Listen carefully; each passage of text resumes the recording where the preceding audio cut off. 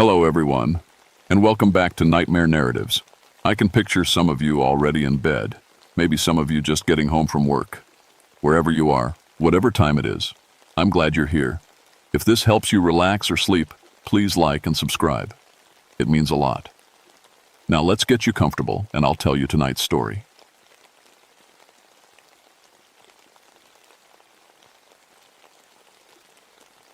My name is Marcus Thorne, and I've been a park ranger for 12 years.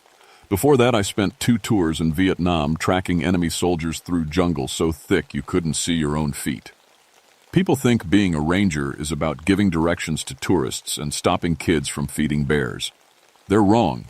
The real job is finding people who don't want to be found or can't be found anymore. In 12 years, I've tracked down 47 missing persons. 47 people who walked into the Olympic National Forest and vanished. Every single one came home alive. That perfect record was something I took pride in. Maybe too much pride.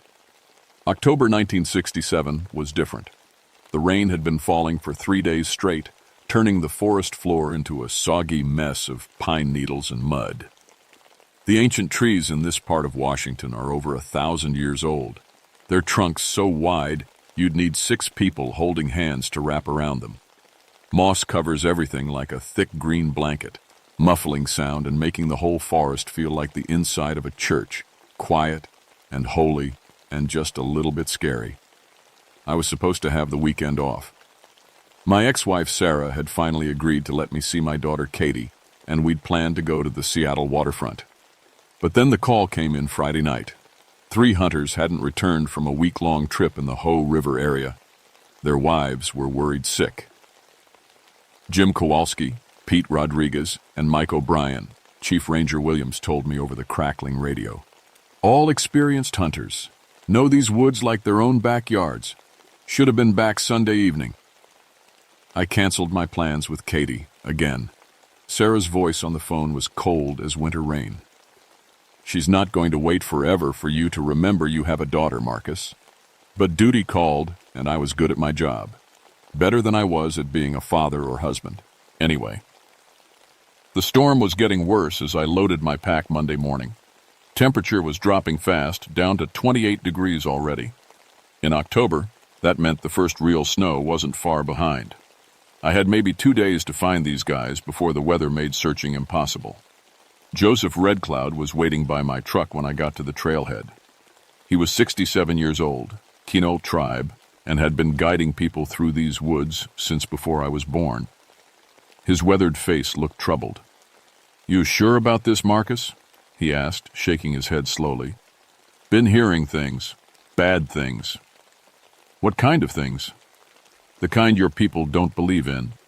He spat into the dirt. "My grandmother used to tell stories about something that walks in the deep forest. Something that ain't supposed to be there." I respected Joseph, but I didn't have time for ghost stories. "Come on, old man. 3 guys are missing. We need to find them before this storm gets worse." Joseph just nodded, but I could see the worry in his dark eyes. "All right, Marcus, but we stay together. And if I say we leave, we leave. No arguments." The Hoh River Trail starts easy enough, winding through second-growth forest where the trees are only 50 or 60 years old. But as you go deeper, the forest changes. The trees get bigger, older, more twisted. The canopy gets thicker until barely any sunlight makes it to the ground. Even in the middle of the day, it feels like twilight. We hiked for 3 hours before finding their camp at mile marker 15. Everything was wrong from the moment we stepped into the clearing. The camp looked like the men had just stepped away for a few minutes. Coffee was still warm in a pot hanging over the fire. Bacon sat half-cooked in a cast-iron pan. 3 sleeping bags were laid out neat and tidy, gear organized the way experienced hunters do things. "Jim." "Pete! Mike!" I called out. My voice echoed strangely in the thick air, like the forest was swallowing the sound. No answer. But that wasn't the strangest part. "Joseph," I said quietly. "You hear that?" He nodded grimly. "I hear it. Or I hear what ain't there." Silence. Complete, total silence. No birds singing, no squirrels chattering, no insects buzzing. Even the wind seemed to have stopped. In 34 years of life, I'd never heard anything like it. The forest felt dead. I started examining the camp with the methodical approach the military had beaten into me. 3 sets of boot prints led away from the fire, heading northeast toward the old-growth section. The tracks were clear in the soft earth, size 11 work boots, all 3 men walking together. But after about 50 yards, something changed. "Marcus," Joseph called from up ahead. "You need to see this." The boot prints continued for another 20 feet, then changed. The deep tread marks became shallower, then turned into bare footprints. Human footprints, but wrong somehow. Too long, too narrow, with claw marks at the tips. "Maybe they took their boots off," I said.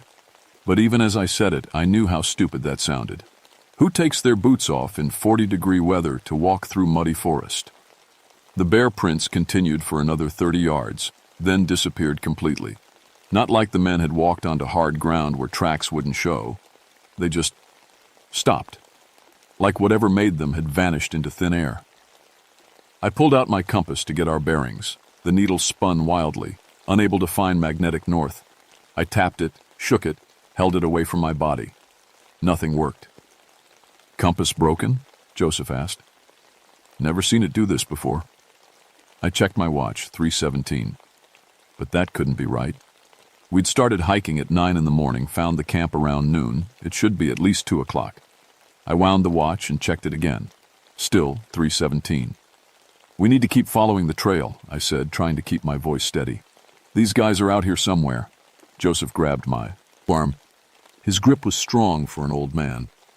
"Marcus, my people have stories about this place. Stories about something that feeds on fear, something that walks between shadows. We should go back. I'm not leaving without them."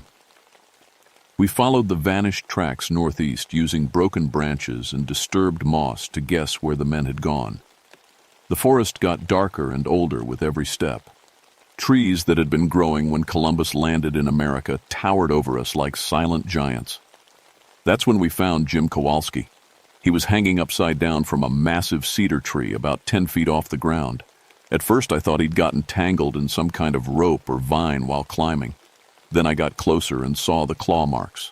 4 parallel gashes ran from his throat to his belly, too wide and deep to be from any bear or cougar I'd ever seen. His face was locked in a scream of pure terror, eyes wide and staring at nothing. Worst of all, chunks of flesh were missing from his arms and legs, like something had been feeding on him. I'd seen plenty of death in Vietnam, but this was different. This was personal, intimate, like whatever killed Jim had taken its time, had enjoyed it. "Jesus Christ," I whispered, fighting back the urge to vomit. Joseph was backing away, muttering something in his native language. "We need to leave. Now. We can't just... Look at the ground, Marcus." Around the base of the tree were footprints unlike anything I'd ever seen. 18 inches long, with 5 toes ending in what looked like claws. The stride length was at least 8 feet, meaning whatever made them was huge. But here's the part that made my skin crawl. The prints were fresh. Water was still seeping into the deepest parts, meaning whatever made them had been here within the last hour. Maybe was still here. I unholstered my .38 service revolver and scanned the trees around us. The Adows seemed deeper than they should be, darker, like they were moving independently of the light filtering down through the canopy. "Joseph, we need to..." A branch snapped somewhere behind us. We both spun around but saw nothing except ancient trees and hanging moss. Then we heard it. A low, rumbling sound that seemed to come from everywhere and nowhere at once.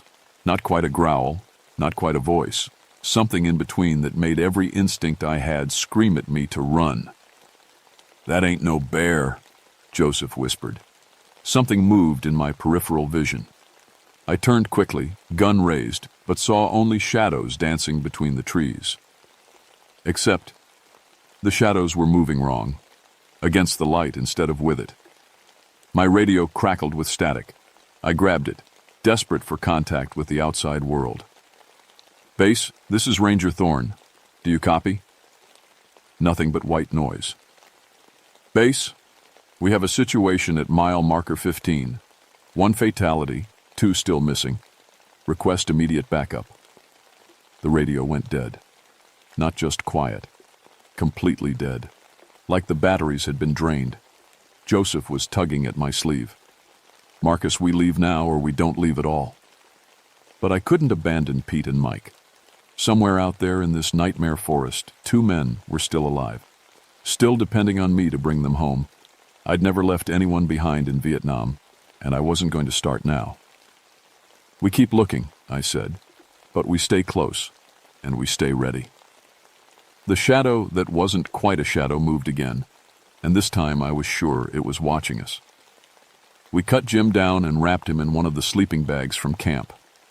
I wanted to carry him out, but Joseph convinced me we needed to find the other 2 first. The storm was getting worse, and if we left now, Pete and Mike would be dead by morning anyway. We cache him here, Joseph said, pointing to a hollow beneath a fallen log. Come back for him later. If there was a later. The tracks, or whatever we were calling the impossible prints, led deeper into the old growth section. This was the heart of the Olympic forest, where trees old, older than Christ himself, reached toward a sky we couldn't see. Moss hung from branches like funeral shrouds, and our footsteps echoed strangely in the cathedral silence. My watch had stopped completely at 3:17. Joseph's was doing the same thing. Time seemed broken here, like the normal rules didn't apply. We'd been walking for what felt like hours when we heard the voice. Help me! Please, somebody help me! It was Pete Rodriguez. I was sure of it. The voice came from somewhere ahead and to our left, maybe 200 yards away. Pete! I shouted back. Where are you? I'm hurt. Can't move. Please! I started toward the voice, but Joseph grabbed my arm. His face had gone pale. That ain't Pete, he whispered. What are you talking about? Of course it's... Listen closer. I stopped and really listened. Pete's voice came again, but now I heard what Joseph meant. The words were right, but the tone was wrong. Too flat, like someone reading lines from a script. And underneath it, I could hear something else. A low rumbling that sounded almost like laughter. Help me, I'm bleeding. The voice was closer now, maybe 50 yards. Through the trees, I could see something moving. A dark shape that might have been human, might have been something else entirely. Joseph was backing away slowly, and I followed his lead. Whatever was calling to us, it wasn't Pete Rodriguez. We made it another quarter mile before finding Pete's body. He was sitting against a massive Douglas fir, arms folded peacefully in his lap. From a distance, he looked like he was just resting. But when we got closer, I saw the truth. Pete had been drained. His skin was pale gray, like old paper. His eyes were sunken deep into his skull, staring at nothing. But worst of all, his face was locked in a scream of absolute terror, mouth open wide enough to dislocate his jaw. There wasn't a mark on him, no blood, no wound. It said no sign of violence. But Pete Rodriguez had died in more fear than any human being should ever experience. It feeds on fear, Joseph said quietly. Get stronger from it. That's what the old stories say. I was starting to believe the old stories. A twig snapped behind us. We turned to see a shadow detach itself from a cluster of trees about 30 yards away. At first I thought it was just a trick of the light, a gap between the trunks that looked like a shape. Then it moved. The thing was huge, maybe 9 feet tall and impossibly thin. It moved like liquid shadow, flowing between the trees without making a sound. Where its face should have been, 2 yellow eyes glowed like hot coals. I raised my gun and fired 3 shots center mass. The bullets passed right through it like it was made of smoke. The shadow thing turned those burning eyes on me and made a sound like wind through a graveyard. Then it was gone, melted back into the darkness between the trees. We need to move, Joseph said. It's playing with us now, but that won't last long. We found Mike O'Brien 20 minutes later, and he was still alive. He was sitting in a circle of stones, rocking back and forth and muttering to himself. His rifle lay beside him, empty shells scattered around his feet. When he saw us, he didn't show any relief or recognition. He just kept rocking and muttering. "Mike," I said gently, "it's Marcus Thorne. We're here to take you home." Mike looked up at me with eyes that had seen too much. "It comes at night," he whispered. "When the shadows get long, it whispers things, tells you secrets about yourself that nobody should know. Mike, we need to get out of here. Can you walk?" "I shot at it," he continued, not really hearing me. "Must have put 20 rounds into that thing. Bullets just went right through. Then it laughed at me. God help me, it laughed." Joseph was scanning the trees around us. "Marcus, we need to go, now." The sun was setting, and the shadows were getting longer, much longer, and some of them were moving wrong again, twisting and reaching, toward us like grasping fingers. I tried to lift Mike to his feet, but he fought me. "No! If we move, it'll see us. It sees everything that moves in the dark." That's when I heard it laughing. The sound came from everywhere at once, echoing off the massive tree trunks and rolling through the forest like thunder. It was the sound of something ancient and hungry and absolutely without mercy. Through the gathering darkness, shapes began to move. Not one shadow thing, but many. They flowed between the trees like smoke, surrounding us in a circle that grew tighter with each passing moment. "The old ways," Joseph said suddenly.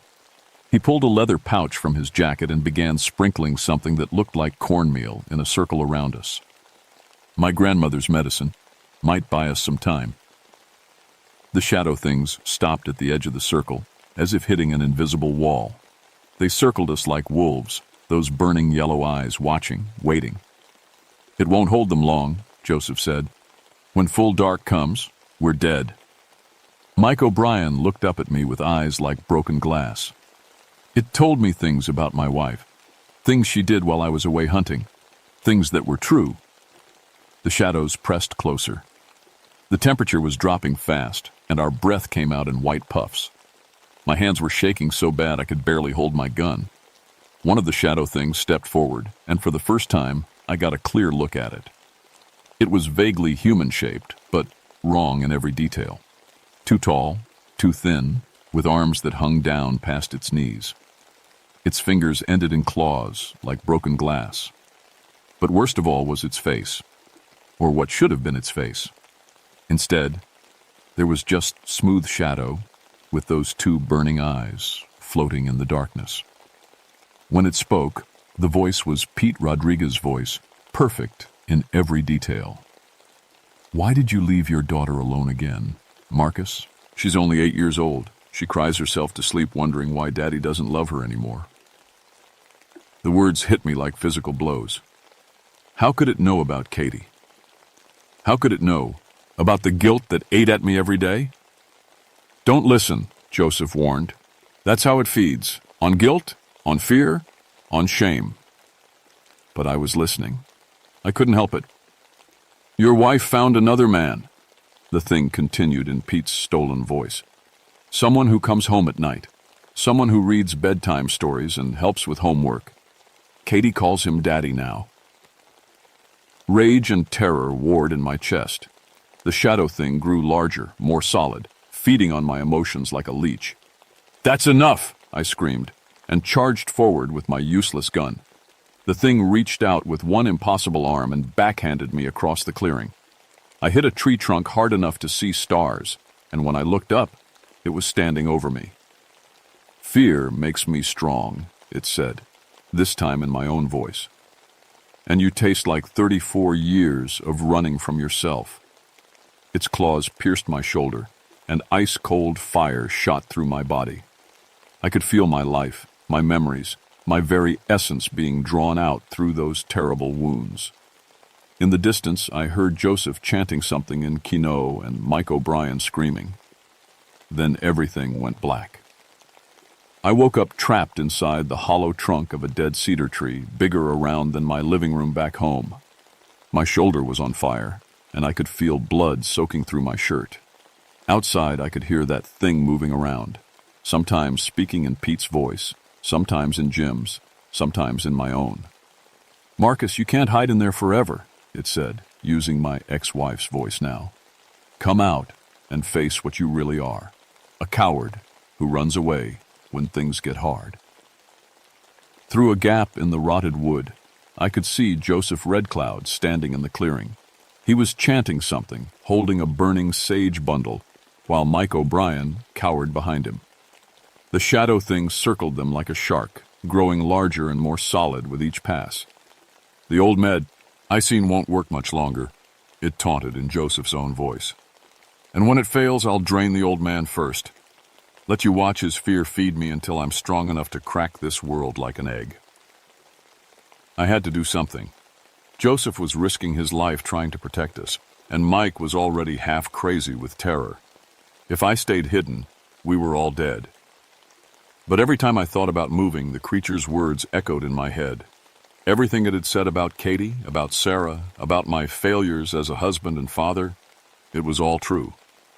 I was a coward who ran away from the hard parts of life, who chose the wilderness over responsibility, who left an 8-year-old girl crying herself to sleep. The shame and guilt crashed over me like a black wave, and outside I heard the shadow thing laugh with pleasure. "Yes," it hissed. "Feed me that beautiful self-hatred. Let me taste your delicious despair." That's when I understood. In Vietnam, I'd learned that fear was just another enemy. You couldn't let it control you, couldn't let it make your decisions. You acknowledged it, used it to stay sharp, but you never let it rule you. This thing fed on fear, on guilt, on all the negative emotions that ate at people from the inside. The more afraid I was, the stronger it became. The more I hated myself, the more solid and dangerous it grew. But what if I stopped being afraid? I thought about Katie, about the way her face lit up when I told her stories about tracking in the woods. I thought about Sarah, about the good times before the war changed me. I thought about Jim and Pete, who deserved better than to die in terror in this cursed place. And slowly, carefully, I pushed the fear down. It wasn't easy. The creature's words had cut deep, opening wounds that had been festering for years. But underneath the guilt and shame, I found something else. Anger. Pure, clean anger at this Tiamaj. Hing that fed on human suffering, that had murdered 2 good men and broken Mike O'Brien's mind. I pulled out my hunting knife, 6 inches of carbon steel that had served me well in Vietnam. In the dark hollow of the tree, I could hear the shadow thing's voice changing, becoming less certain. "Where is it?" the creature snarled. "Where is your beautiful fear?" I stepped out of the hollow trunk. The shadow thing was smaller now, less solid. Without my terror feeding it, it was losing substance. But it was still dangerous, still deadly. "You want to know what I'm afraid of?" I said, walking toward it with the knife held ready. "I'm afraid of failing people who count on me. I'm afraid of letting good men die because I was too much of a coward to fight." The creature backed away, yellow eyes flickering like candles in the wind. "But I'm not afraid of you anymore. You're just a parasite, a leech that feeds on human weakness. And I've been weak long enough." I lunged forward with the knife. This time, instead of passing through shadow, the blade bit deep into something solid. The creature screamed, not with a human voice, but with a sound like tearing metal. Black blood poured from the wound, steaming where it hit the ground. The shadow thing stumbled backward, clutching at the gash in its chest. "Impossible," it hissed. "Fear makes me strong. Fear makes me real." "Then starve," I said, and drove the knife home again. The creature let out one final scream that shattered the supernatural silence of the forest. Birds began singing again, insects buzzed, and somewhere in the distance, I heard a wolf howl. The shadow thing collapsed into itself like smoke being sucked down a drain. In seconds, there was nothing left but a patch of burned earth and the smell of sulfur. Joseph Red Cloud was staring at me with something like awe. "How did you know?" "Fear feeds it," I said, pulling Mike O'Brien to his feet. So I stopped being afraid. But even as I said it, I knew it wasn't that simple. In the depths of the forest, shadows still moved wrong. Yellow eyes still watched Foz, roam the darkness between ancient trees. I'd hurt the thing, maybe even killed it. but the forest remembered what had been here. And something told me it would remember for a very long time. It took us 15 hours to hike out with Mike O'Brien. He couldn't walk on his own. Whatever he'd seen in those woods had broken something inside his mind that might never heal. Joseph and I took turns carrying him, moving as fast as we dared through the storm that had turned the trail into a river of mud. We never went back for Jim Kowalski's body. When the search and rescue team went in a week later, they found nothing. No body, no blood, no trace that 3 men had ever been in those woods. The official report blamed a bear attack, though no one could explain where the bodies had gone. Chief Ranger Williams filed my incident report in a locked cabinet and told me to never mention what really happened. People wouldn't understand, he said, and they wouldn't believe it anyway. He was probably right. Who would believe that something ancient and hungry stalked the deep woods, feeding on human fear like a vampire feeds on blood? Mike O'Brien spent 6 months in a psychiatric hospital. When he got out, he moved to Phoenix and never set foot in a forest again. He still sends me Christmas cards, but we never talk about what happened. We don't need to. We both see the shadows differently now. Joseph Red Cloud died of a heart attack 2 years later. At his funeral, his grandson told me that Joseph had spent his last months researching old tribal stories, trying to find ways to keep the shadow thing locked in the deep forest where it belonged. He said it wasn't dead, the grandson told me. Just sleeping, waiting for someone else to feed it. As for me, I still work as a park ranger, still track missing persons through the Olympic wilderness. But I avoid the old growth sections now, usually around mile marker 15. And I teach other rangers to recognize the signs, the unnatural silence, the shadows that move wrong, the sudden failure of equipment. Most of them think I'm paranoid, maybe suffering from delayed stress from Vietnam. They don't understand that some predators hunt with claws and teeth, while others hunt with whispers and fears. I never did see Katie that weekend. By the time I got out of the woods, she'd given up waiting and gone back to her mother. But I started making more time after that, started showing up when I said I would.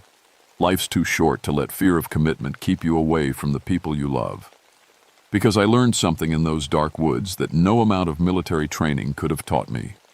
The worst monsters aren't the ones that tear you apart with claws. They're the ones that feed on your guilt, your shame, your regret, all the ways you tear yourself apart from the inside. And sometimes, late at night when I'm alone in my cabin, I look out at the tree line and see shadows that don't quite match the moonlight. I remember yellow eyes watching from the darkness, and a voice that knew all my secrets. The shadow walker is still out there, somewhere in the deep forest, waiting for the next person who wanders too far from the light, carrying too much fear and guilt to fight back. But now I know its weakness. Fear feeds it, shame makes it strong. But courage, real courage, can send it back to whatever hell it crawled out of. I just hope the next person who meets it in the dark remembers that lesson. Some nights, when the wind blows through the ancient trees, I think I can hear it calling my name. And I'm not afraid anymore. Final word count, approximately 4,200 words.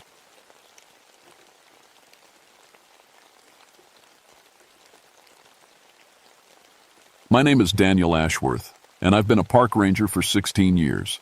I've pulled more than 200 people out of these Minnesota woods, most of them in winter when the cold turns deadly fast. I'm telling you this story because I need someone to know what really happened out there in February 1981, even if you don't believe me. I live in a small cabin near the Boundary Waters with my twin daughters, Emily and Jessica. They're 16 now, smart as whips, and the only family I got left since my wife Sarah died 3 years back. Every morning before I head out to work, I kiss them goodbye and promise I'll come home safe. That promise got a lot harder to keep after what I saw at Knife Lake. The call came in around noon on February 12th. Bob Morrison had rented an ice fishing cabin with his family for the week, him, his wife Linda, and their 2 kids, Tommy and Susan.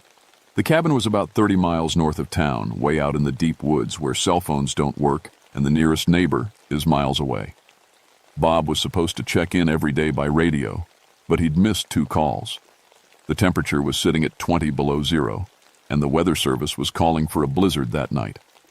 3 feet of snow already covered the ground, and with only 6 hours of daylight in February, time was running short. I loaded my snowmobile with emergency supplies and headed out alone. Standard rescue stuff. I'd done it hundreds of times before. The ride out to Knife Lake took me through some of the thickest forest in Minnesota. Pine trees so tall they blocked out most of the sky, and snow so deep it muffled every sound. I'd been through these woods since I was a kid, knew every trail and frozen lake like the back of my hand. But something felt different that day. The animals were too quiet. No bird calls, no squirrel chatter, not even the distant howl of a wolf. Just the sound of my snowmobile engine cutting through the silence. I found the Morrisons' cabin just as the sun was starting to set. What I saw there still gives me nightmares. The front door was hanging off its hinges and the windows were all broken from the inside. Glass and wood pieces were scattered everywhere in the snow. Dark stains covered the white ground around the cabin, stains that looked an awful lot like blood. I called out for the Morrison family but got no answer except my own echo bouncing off the trees. I pulled out my radio and tried to call for backup, but all I got was static. The radio worked fine when I tested it that morning, but now it was dead as a doornail. I checked my flashlight. Dead too, even though I'd put in fresh batteries. Something about this place was wrong, like the air itself was sick. The smart thing would have been to head back to town and get help. But a ranger's job is to help people, and somewhere out there was a family with 2 young kids. I couldn't just leave them. So I tied a rope around my waist, anchored it to my snowmobile, and stepped inside that broken cabin. The smell hit me first. It was like a slaughterhouse mixed with something rotten and wild. The inside of the cabin looked like a tornado had gone through it. Furniture was scattered everywhere. Some pieces gnawed and chewed like a giant dog had been playing with them. Long scratches ran down the walls, too deep and too wide to be made by any animal I knew. And there was blood. Lots of it. I found Bob Morrison's wallet on the floor next to the overturned kitchen table. His fishing license was still inside, along with a picture of his family. In the photo, they all looked happy and normal. Just a regular family on vacation. Now they were missing, and something terrible had happened in this cabin. That's when I heard it for the first time, a sound like wind through the trees, but shaped into words. It was calling my name over and over, in a voice that sounded exactly like my dead wife, Sarah. Daniel, Daniel, help me. I ran outside so fast I nearly tripped over my own feet. The voice followed me, echoing through the forest, getting fainter, but never quite stopping. I stood there in the snow, shaking and trying to convince myself it was just the wind. But deep down, I knew something was hunting in these woods, something that knew my name. I should have left right then, should have gotten on my snowmobile and raced back to town, brought an army of rangers and police and anyone else who would listen. But that voice that sounded like Sarah kept calling, and I couldn't shake the feeling that the Morrison family was still out there somewhere, still alive, still needing help. I spent the next hour searching around the cabin with my backup flashlight. The beam kept getting dimmer even though the batteries were new, like something was draining the power right out of them.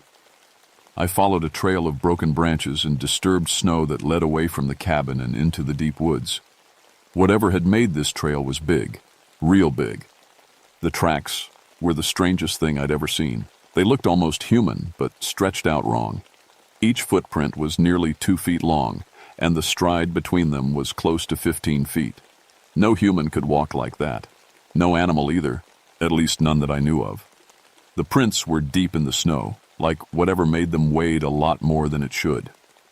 I followed the trail for maybe a quarter mile before I found Linda Morrison.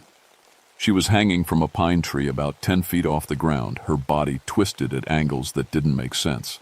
Her winter coat was torn to shreds, and there were bite marks on her arms and legs. Big bite marks, like from something with teeth the size of my fingers. But the worst part was her face, or what should have been her face. It was gone. Just gone, like something had peeled it right off. I threw up in the snow. Couldn't help it. In 16 Amman, years of ranger work, I'd seen plenty of bear attacks and hunting accidents, but nothing like this. Bears don't hang their prey in trees. Bears don't eat faces. And bears sure don't make tracks like the ones I'd been following. I was still staring at Linda Morrison's body when I heard something moving in the woods behind me. Something big, crashing through the underbrush like it didn't care about being quiet. I spun around and caught a glimpse of something pale and thin moving between the trees. It was there for maybe 2 seconds before it disappeared. But those 2 seconds were enough. The thing was tall, taller than any person had a right to be. Its arms hung down past its knees, and its fingers ended in claws that looked like they could tear through steel. Its skin was white as snow, but covered in dark stains that I didn't want to think about. And its face... God, its face was all wrong. Too long, too thin, with yellow teeth that stuck out like broken glass. I ran. I'm not proud of it, but I ran like the devil himself was chasing me. Behind me, I could hear that thing moving through the woods, keeping pace with me, easy as you please. Every time I looked back, I caught another glimpse of it flashing between the trees. It was playing with me, I realized, like a cat playing with a mouse. I made it back to the cabin and barricaded myself inside, used whatever furniture was left to block the door and windows.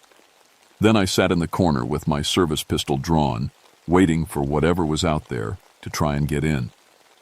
The waiting was almost worse than the running. Every little sound made me jump, the wind in the trees, the cabin settling, my own heartbeat pounding in my ears. That's when I heard Bob Morrison calling for help. His voice was coming from somewhere deeper in the woods, weak and scared. "Help me. Please, somebody help me. It's got my kids." He sounded hurt, desperate. Everything in me wanted to go to him, to help him like I'd helped so many others over the years. But I also remembered that thing in the woods, and how it had sounded exactly like Sarah when it called my name. I stayed in the cabin. Bob's cries for help went on for maybe an hour, getting weaker and more desperate.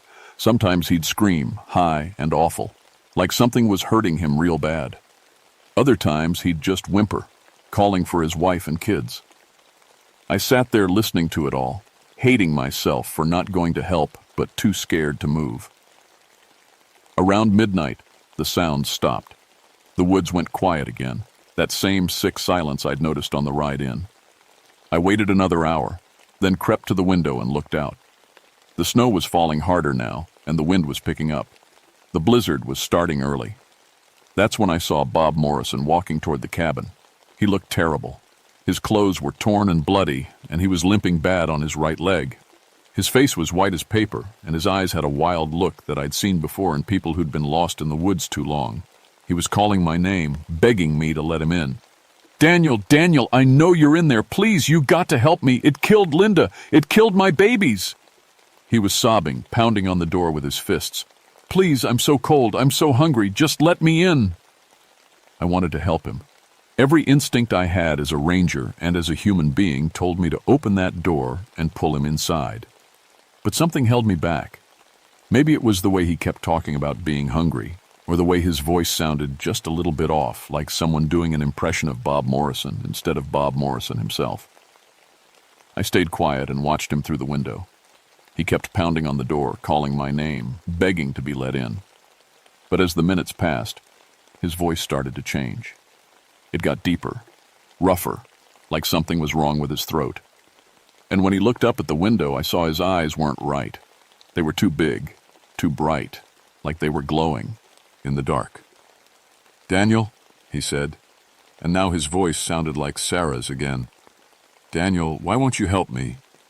I'm so cold out here. I'm so hungry. Just let me in, and I'll stop being hungry." I backed away from the window, my heart hammering in my chest. Outside, the thing that looked like Bob Morrison started to laugh. It was a sound like breaking glass mixed with a wolf's howl, and it went on and on until I thought I might go crazy from listening to it.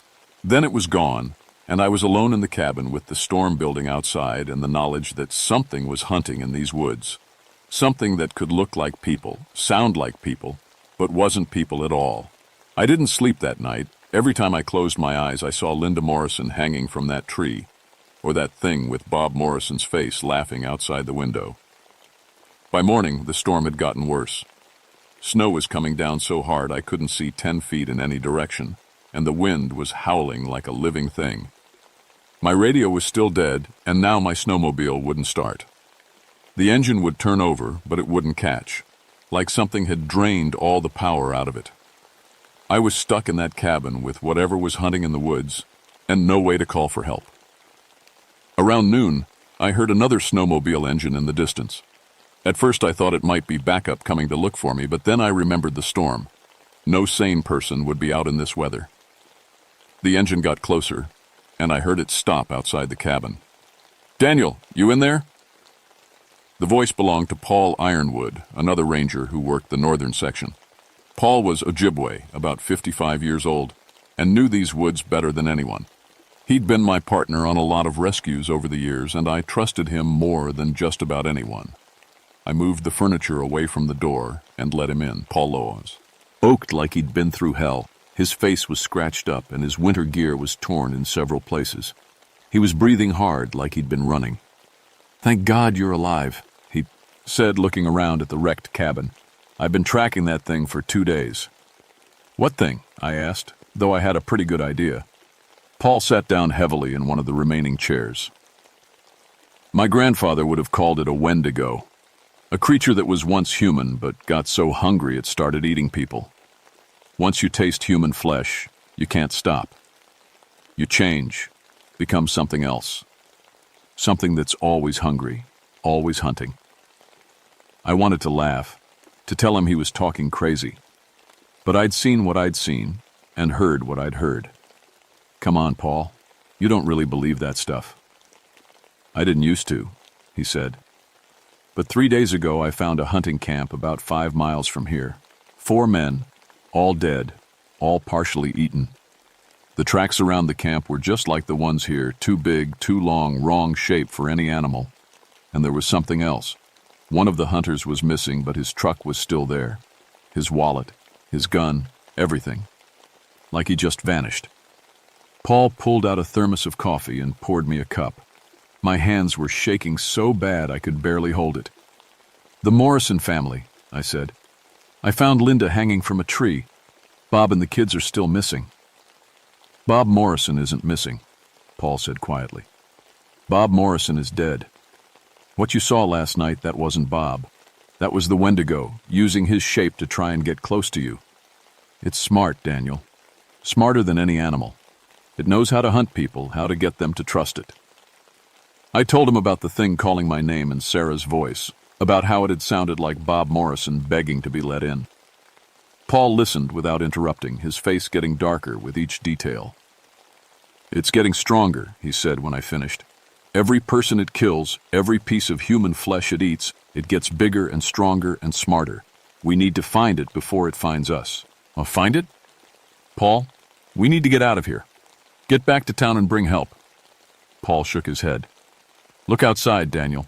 This storm's going to last for days. My snowmobile died about a mile from here. Same as yours, I'm guessing. We're stuck, and it knows we're here. Our only chance is to kill it before it kills us." I was about to argue when we heard a sound from outside. A child's voice, high and scared, calling for help. "Daddy! Daddy, where are you? I'm scared." It was Tommy Morrison, Bob's 12-year-old son. Paul and I looked at each other, and I could see the same question in his eyes that was in mine. Was it really Tommy, or was it the Wendigo again? "Daddy, please help me, it's so cold." The voice was getting closer, and now I could hear footsteps in the snow outside the cabin. Small footsteps, like a child would make. I started toward the door, but Paul grabbed my arm. "Don't," he said. "Listen to the voice. Really, listen." I stopped and focused on the sound. The voice was Tommy's, but something was wrong with it. It was too clear, too perfect, like someone reading lines from a script. And underneath the words, I could hear something else. A low, rumbling sound, like an animal growling. "Daddy, I found Susan. She's hurt real bad. You gotta come help her." That almost got me. The thought of that little 8-year-old girl hurt and scared in the woods was more than I could stand. I took another step toward the door. "Daniel, no," Paul hissed. "It's not Tommy. Tommy's dead." As if it had hurt him, the voice outside changed. It got deeper, more raspy, and started to laugh. Not like a child laughing, like something pretending to be a child and not doing a very good job of it. The laughter went on, echoing through the storm. Then we heard the real Tommy Morrison. He was screaming somewhere out in the woods, screaming in pain and terror, calling Fa, or his daddy, begging for help. The sound was coming from the opposite direction of the fake Tommy, and it was getting fainter, like he was being dragged away. "We have to help him," I said, reaching for my gun. "It's too late," Paul said sadly. "That thing's got him.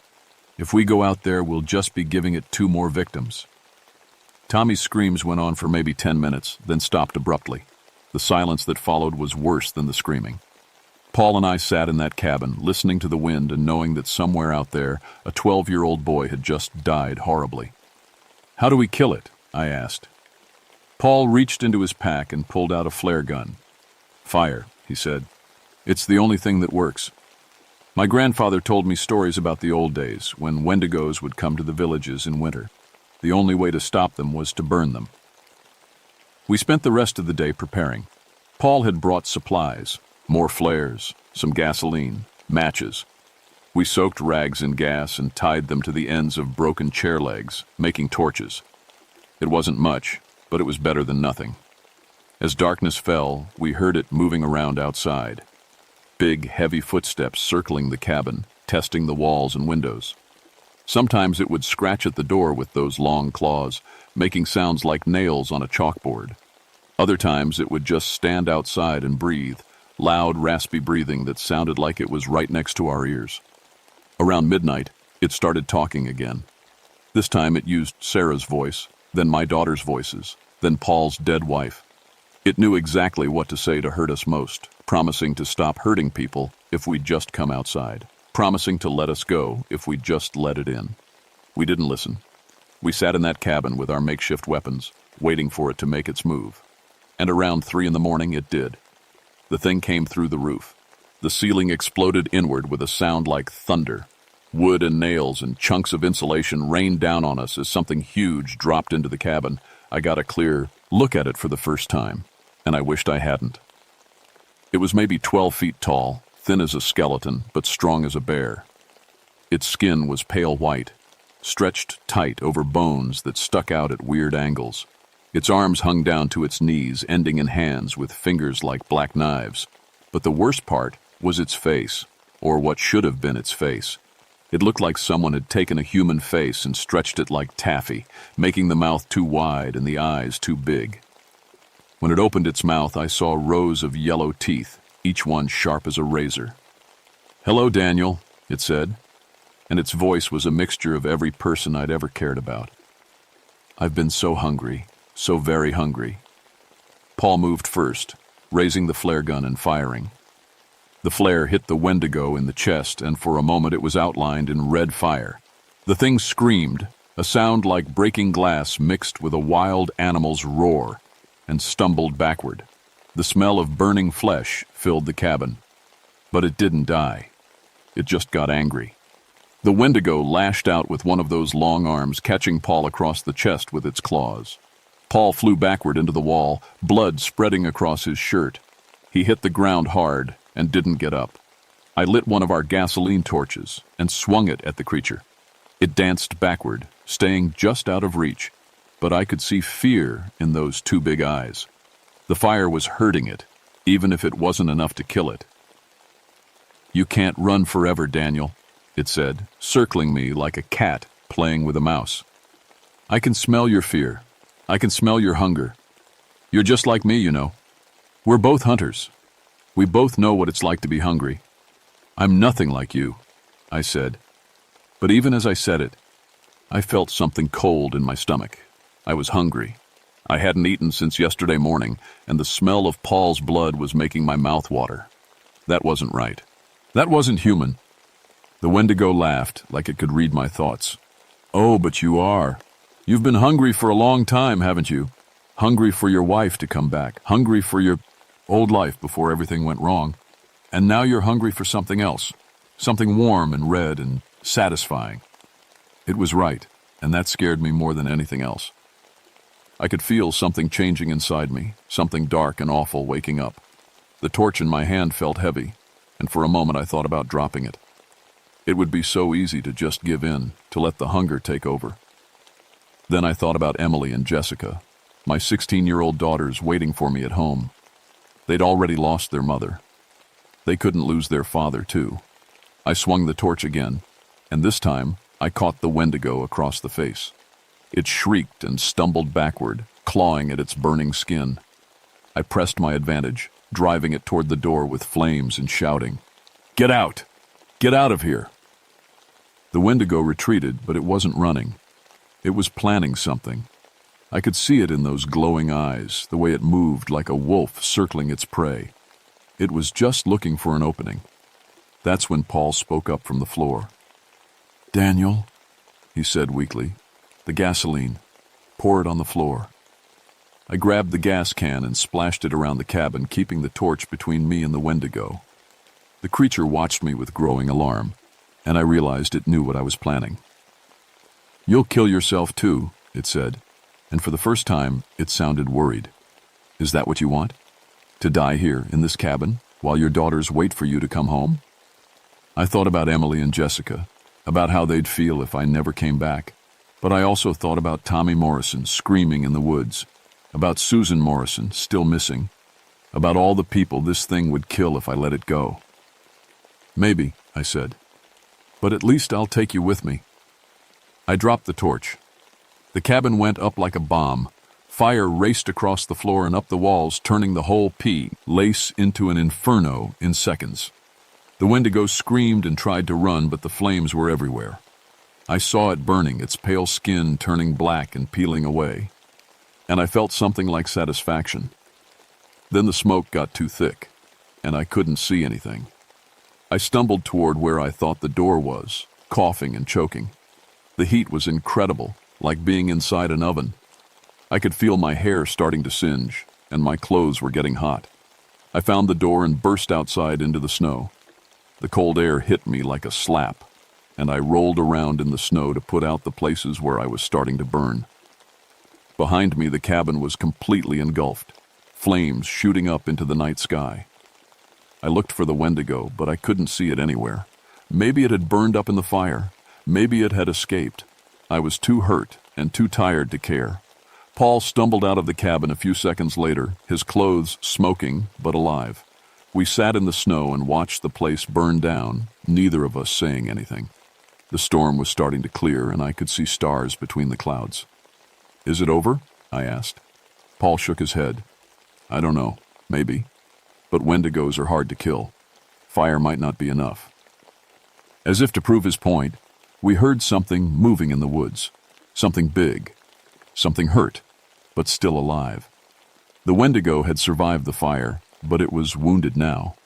We could hear it crashing through the trees, getting farther away. "It's leaving," Paul said, "looking for somewhere to heal up."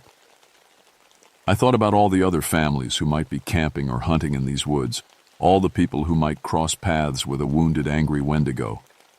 We have to warn people. "How?" Paul asked. "Who's going to believe us?" He was right. If we told anyone what really happened, they'd think we were crazy. But we couldn't just let that thing roam free either. The sound of the Wendigo moving through the woods faded away, leaving us alone with the burning cabin and the knowledge that something evil was still out there, somewhere in the darkness. The rescue team found us 2 days later when the storm finally cleared. Paul and I were half frozen and barely conscious, huddled together in the remains of the cabin. We told them about the Morrison family, how we'd found Linda's body, how Bob and the kids had been killed by a bear, a really big bear. They believed us, mostly. Bears don't usually attack in winter, but strange things happen in the woods sometimes. They found Linda Morrison's body where I'd left it, and after a week of searching, they found what was left of Bob and Tommy. The official report said they'd been mauled by a large predator, probably a bear driven out of hibernation by hunger. They never found Susan Morrison. She was listed as missing, presumed dead. But I knew better. I knew she was still out there somewhere, changed by what she'd experienced, changed by what she'd been forced to eat to survive. I went back to work after a month of medical leave. Burns heal, broken bones mend, but some things never get better. I started reading everything I could find about Wendigos, about the old stories and legends. I learned that they spread like a disease. Anyone who ate human flesh, even if they were forced to, risked becoming one themselves. I also learned that they were smart. Smart enough to hide, to wait, to plan. Smart enough to look human when they needed to. Over the next few years, I kept track of strange incidents in the northern woods, hunting parties that went missing, families who never came back from camping trips, bodies found torn apart in ways that didn't match any known animal attacks. Most people blamed wolves or bears, but I knew better. It was still out there, still hunting, still hungry. I retired from the Forest Service last year. My daughters are grown now, living their own lives in cities far from these woods. They think I'm getting paranoid in my old age, obsessed with story. That don't make sense. Maybe they're right. But I still live in the same cabin, still keep my guns loaded and my doors locked. Because sometimes on cold winter nights when the wind is howling through the trees, I hear something moving in the woods behind my house. Something big, something that knows my name. And sometimes when I'm alone and the hunger gets bad, because it does get bad, especially in winter when food is scarce, I remember what it felt like to smell Paul's blood in that burning cabin. I remember how my mouth watered, how good it seemed like it would taste. The Wendigo is right about one thing. We are all hungry, all the time. Most of us just don't realize it yet. But I do. And that's why I keep the guns loaded. That's why I never go into the woods alone anymore. And that's why if you ever find yourself camping in the northern Minnesota woods in winter, and you hear someone calling your name in the voice of someone you love, someone who shouldn't be there, don't answer. Don't look. And whatever you do, don't let them in. The hunger is always waiting, and it's always watching.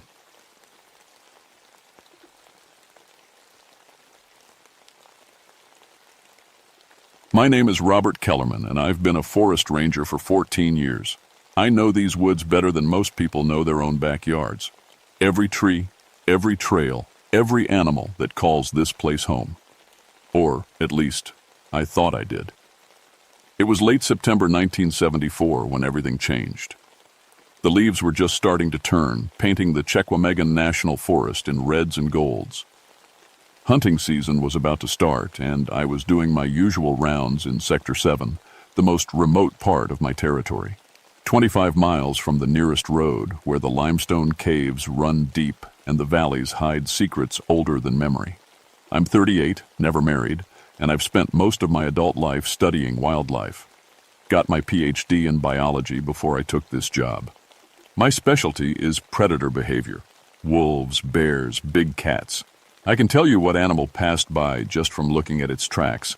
I can read scat like a book and predict pack movements better than most computers.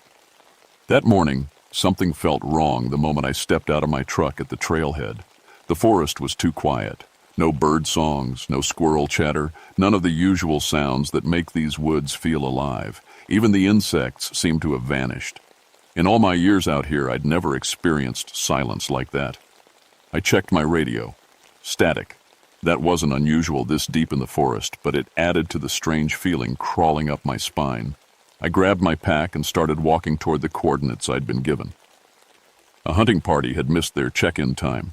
6 experienced hunters who knew these woods almost as well as I did. The trail wound through thick undergrowth and rocky outcrops. Limestone formations jutted up like ancient bones, creating natural amphitheaters where sound carried in weird ways. The Menominee people who lived here first had stories about these places, stories I'd all about, ways filed away as folklore. As I walked deeper into Sector 7, I noticed something else strange. No animal tracks. None at all. The soft earth near the creek should have been covered with deer prints, rabbit trails, maybe some wolf or bear sign. Instead, the ground looked swept clean, like every living thing had just picked up and left. I found their campsite around noon. 6 tents arranged in a neat circle around a cold fire pit. Everything looked normal at first glance. Too normal. No scattered gear, no signs of a hasty departure, just 6 empty tents with sleeping bags still rolled out inside. Then I saw the trees, Claw marks scored the bark about 7 feet up on the pines surrounding the camp. Deep gouges that went right through to the heartwood. I'd seen bear scratches before, but these were different. Too high, too precise. And there were too many of them, like a whole pack of something had been sharpening its claws. I took pictures with my department camera, but when I advanced the film, it made a grinding sound. I opened the back. The entire roll had been exposed to light somehow, even though I'd loaded it fresh that morning. The silence pressed in around me as I documented the scene. No insects buzzing, no wind in the trees, just the sound of my own breathing and the scratch of my pen on paper. I'd been in dangerous situations before, cornered bears, aggressive wolves, but I'd never felt anything like this. It was like the forest itself was holding its breath. I found the first body just as the sun started to sink behind the tree line. Frank Weber lay about 50 yards from camp, near a cluster of limestone boulders. I'd known Frank for years. He was a regular in these woods, a careful hunter who never took unnecessary risks. What was left of him told a story that made no sense. The body had been partially eaten, but not by any animal I recognized. The bite patterns were wrong, too large and too organized. Whatever had killed Frank had taken specific parts with surgical precision. Most disturbing were the defensive wounds on his hands and arms, deep gouges that matched the claw marks on the trees. I called it in on my radio, but got nothing but static and strange sounds that almost sounded like voices. My hands shook as I tried different frequencies. In 14 years of ranger work, I'd never felt so completely cut off from the outside world. While I waited for backup that might never come, I started following the trail. The tracks told an impossible story. Paw prints the size of dinner plates, but with what looked like human toe marks. The stride was too long for any known animal, and the prints seemed to shift from four-legged to two-legged gait. More disturbing was how the tracks moved. They showed coordination that spoke of intelligence. One set would circle around while others approached from different angles. This wasn't random predator behavior. This was tactical thinking. The sun was setting fast, and I knew I should head back to my truck. But Frank Weber had 4 friends still missing, and somewhere in these woods, whatever had killed him might be hunting again. I found Dale Schmidt's body just before dark. He was hanging upside down from a tree branch, drained of blood like a deer ready for butchering. But no deer I'd ever seen had been hung with rope. No animal used tools like that. I cut him down with hands that wouldn't stop trembling. Dale's body showed the same precise bite patterns as Frank's, but there was something else. His bones looked wrong, elongated somehow, like something had been stretching them. His fingernails had grown into what looked almost like claws, and his jaw seemed too long for his face. As I knelt beside Dale's body, I heard something that made my blood freeze. Voices calling from the darkness. Human voices, crying for help. "Bob, over here! Help us!"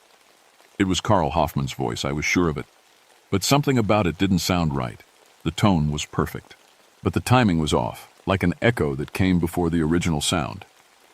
"Carl," I called back, grabbing my flashlight. "Where are you?" "By the caves." The voice came from 3 different directions at once. "Hurry!" I started toward the sound, then stopped. In all my years studying predator behavior, I'd learned to trust my instincts, and every instinct I had was screaming at me to run. Instead, I climbed the nearest tree with a good view of the area.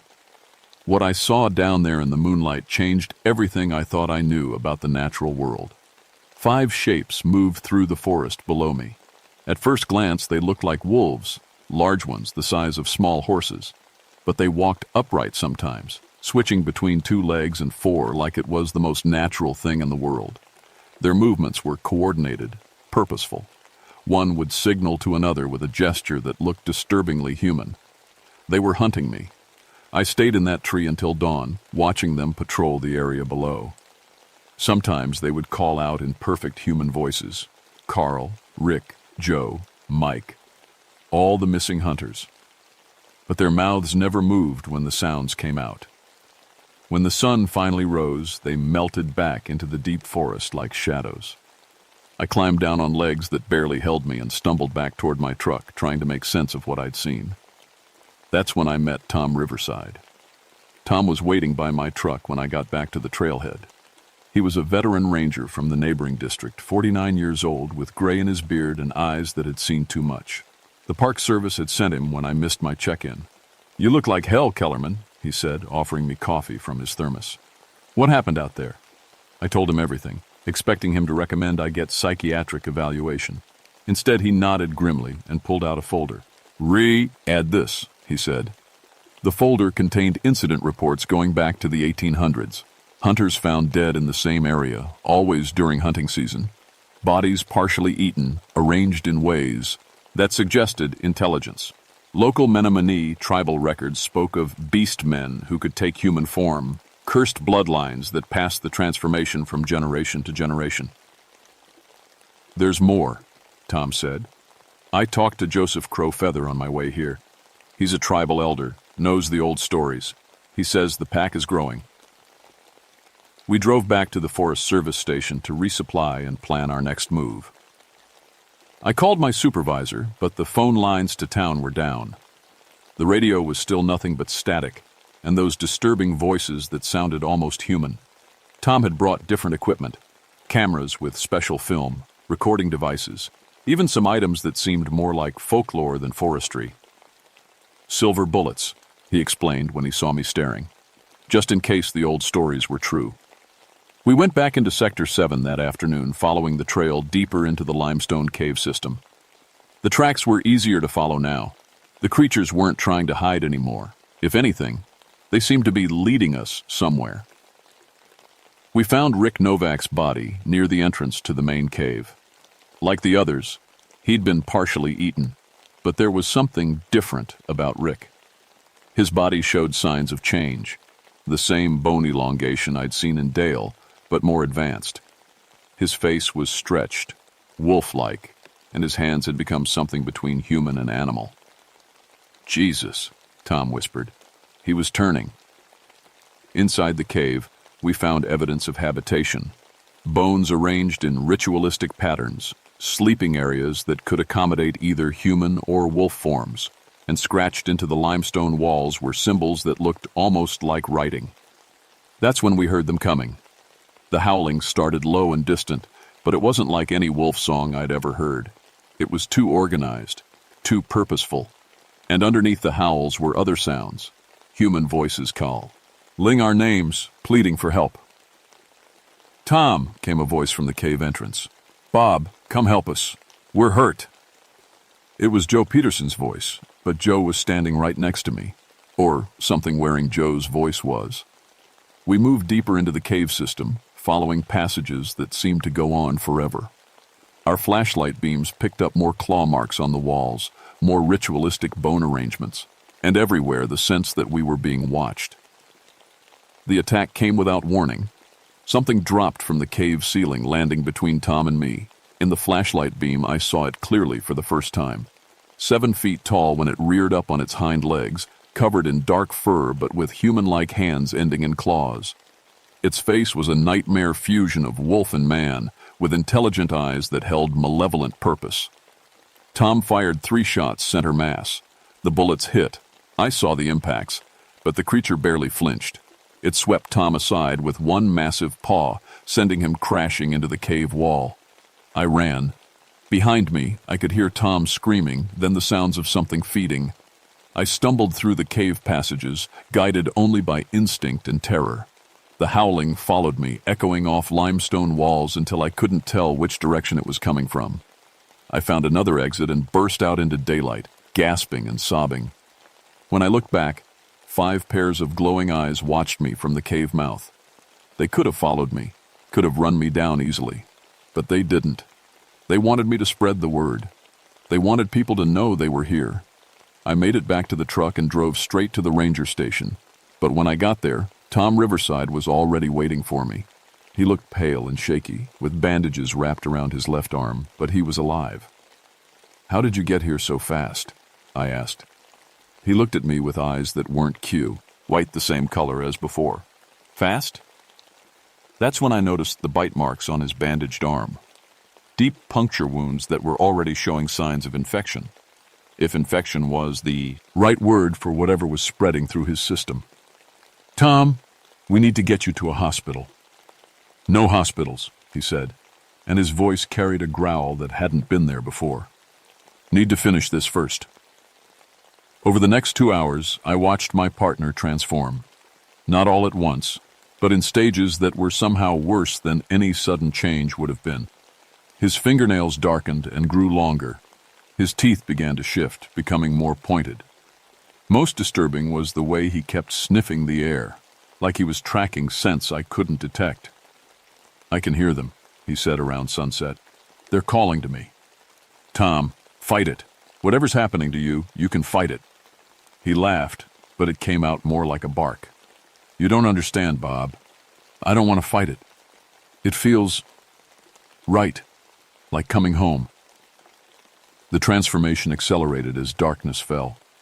Tom's body stretched and changed, bones cracking as they reformed. His face elongated into something between human and wolf. But his eyes stayed intelligent, aware. That was the most horrible part. "Kill me," he whispered, through a mouth that was no longer entirely human, "before I become one of them completely. Please." I couldn't do it. 14 years of friendship, of shared dangers in the wilderness, and I couldn't pull the trigger. Instead, I watched as Tom Riverside disappeared into something else entirely. The pack came for him at midnight. They surrounded the ranger station, 5 massive shapes moving with coordinated precision. The Tom thing responded to their calls, howling in a voice that was almost human. When they left, he went with them. I was alone again, but not for long. They came back an hour later, and this time they weren't being subtle. The pack surrounded the building, testing doors and windows with intelligence that was purely human. One of them, the largest, probably the Alawas, Thaw, reared up on its hind legs and looked directly at me through the window. Its eyes were Tom's eyes. "Join us, Bob," it said in Tom's voice. "Join the hunt." I had 2 choices, run or fight. Running meant leading them back to populated areas where innocent people would die. Fighting meant facing 5 supernatural predators with nothing but standard ranger equipment and a handful of silver bullets Tom had brought. I chose to fight. The battle was brief and brutal. They came through the windows all at once, moving faster than anything that size should be able to move. I got off 4 shots, hitting 2 of them, before they were on me. The silver bullets worked. The wounded creatures retreated, howling in pain and rage. But the others kept coming. Claws raked across my chest, fangs snapped inches from my throat. I fought with everything I had, using my knowledge of wolf pack dynamics against them. The key was the alpha. Take out the leader, and the pack would scatter. But the alpha was Tom. And even transformed, he was still my friend. In the end, mercy was what saved me. Instead of going for the kill shot, I aimed for his leg, trying to wound rather than destroy. The silver bullet shattered his femur, and he went down howling. The rest of the pack immediately moved to protect him, dragging him away into the forest. But before they left, Tom looked back at me one last time. For just a moment, his eyes were human again. "Thank you," he whispered. I filed my official report 3 days later, after search and rescue teams had recovered what was left of the hunting party. The official cause of death was listed as rogue wolf pack attack. The bodies were relocated to different areas to support the cover story. Nobody questioned my version of events. After all, who would believe the truth? Tom Riverside was listed as missing, presumed dead. His body was never found because there was no body to find, just something that wore his face and spoke with his voice, running wild in the deep forest with its new pack. I requested a transfer to a different district, but they denied it. Someone needed to monitor Sector 7, they said. Someone who understood the situation. So I stayed and I watched and I learned. The pack is still out there. Every hunting season, they add new members. Not everyone who goes missing dies. Some join them, becoming part of something ancient and hungry. The bite spreads the curse, but only to those with the right bloodline. The Menominee elders knew which families carried the old blood, but that knowledge died with them. I've documented 17 disappearances over the past year. Officially, they're listed as hunting accidents, bear attacks, getting lost in the wilderness. But I know better. I've seen the tracks, studied the bite patterns, followed the territorial markers they leave scratched into trees. Sometimes, on moonless nights when the wind is right, I can hear them calling to me. Tom's voice mixed with the others, promising companionship, promising an end to the loneliness that's been eating at me since that September night. The worst part isn't the fear anymore. It's the temptation. Last week, I found myself standing at the edge of their territory with a silver bullet loaded in my gun. Not to hunt them, but to use on myself before the change could take hold. Because I've started having dreams. Dreams of running through the forest on 4 legs, of hunting under the full moon, of being part of something larger than human understanding. I wake up some mornings with dirt under my fingernails and blood on my clothes, and I can't remember how it got there. The pack is patient. They know I'll come to them eventually, one way or another. And the terrible truth is, part of me wants to. My name is Robert Kellerman, and I've been a forest ranger for 15 years now. I know these woods better than anyone alive, but I'm not sure how much longer I'll stay human enough to care.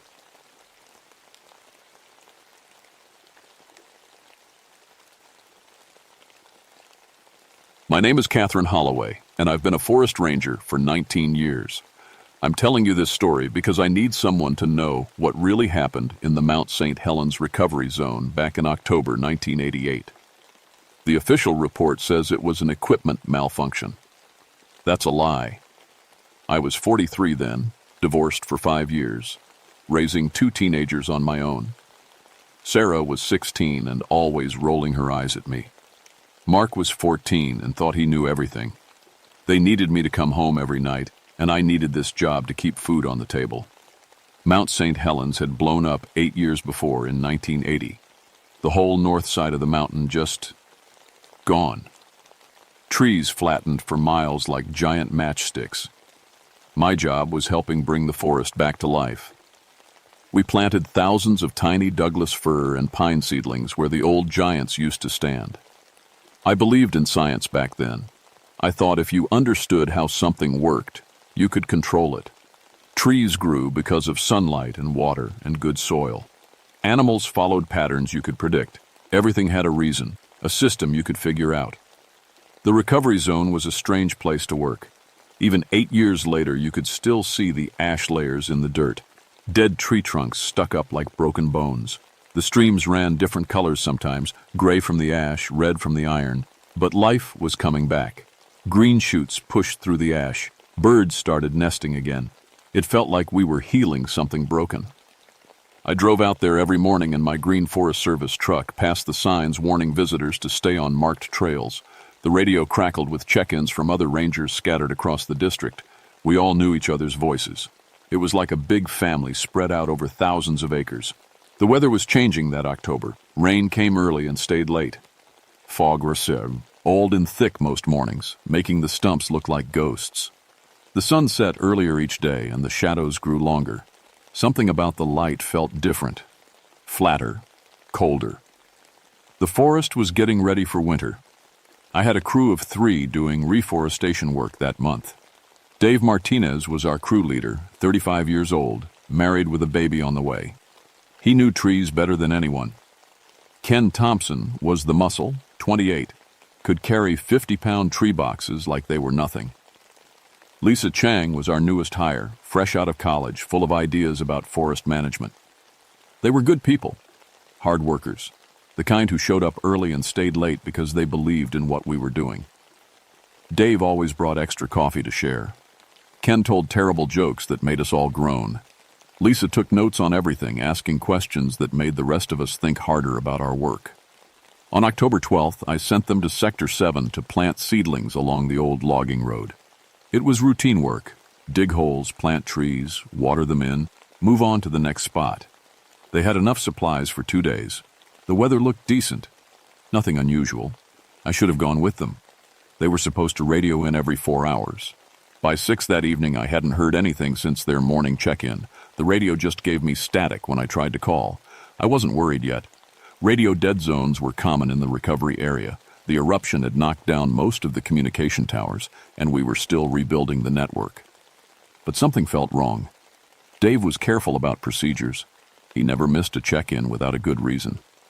I drove out to Sector 7 the next morning. The fog was thick, so thick I had to use my headlights even though it was past 8 o'clock. The road was muddy from the rain, and my truck slipped and slid going up the hills. When I reached their work site, I found their equipment, but no sign of my crew. The chainsaws were there, still attached to their harnesses, shovels stuck upright in the dirt. The water tank they used for the seedlings was full. Their lunch coolers sat unopened on the tailgate of Ken's pickup truck. But the weird thing was where some of the equipment ended up. Dave's chainsaw was hanging 15 feet up in a dead snag, the chain wrapped around the trunk like someone had thrown it there. 2 shovels were driven deep into the bark of a living tree, so deep I couldn't pull them out.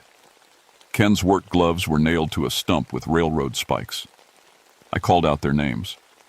My voice echoed strange in the fog, like the forest was swallowing the sound. No answer. Not even an echo coming back. The seedlings they'd been planting were wrong, too. We'd given them 200 baby Douglas firs to plant in neat rows along the old road.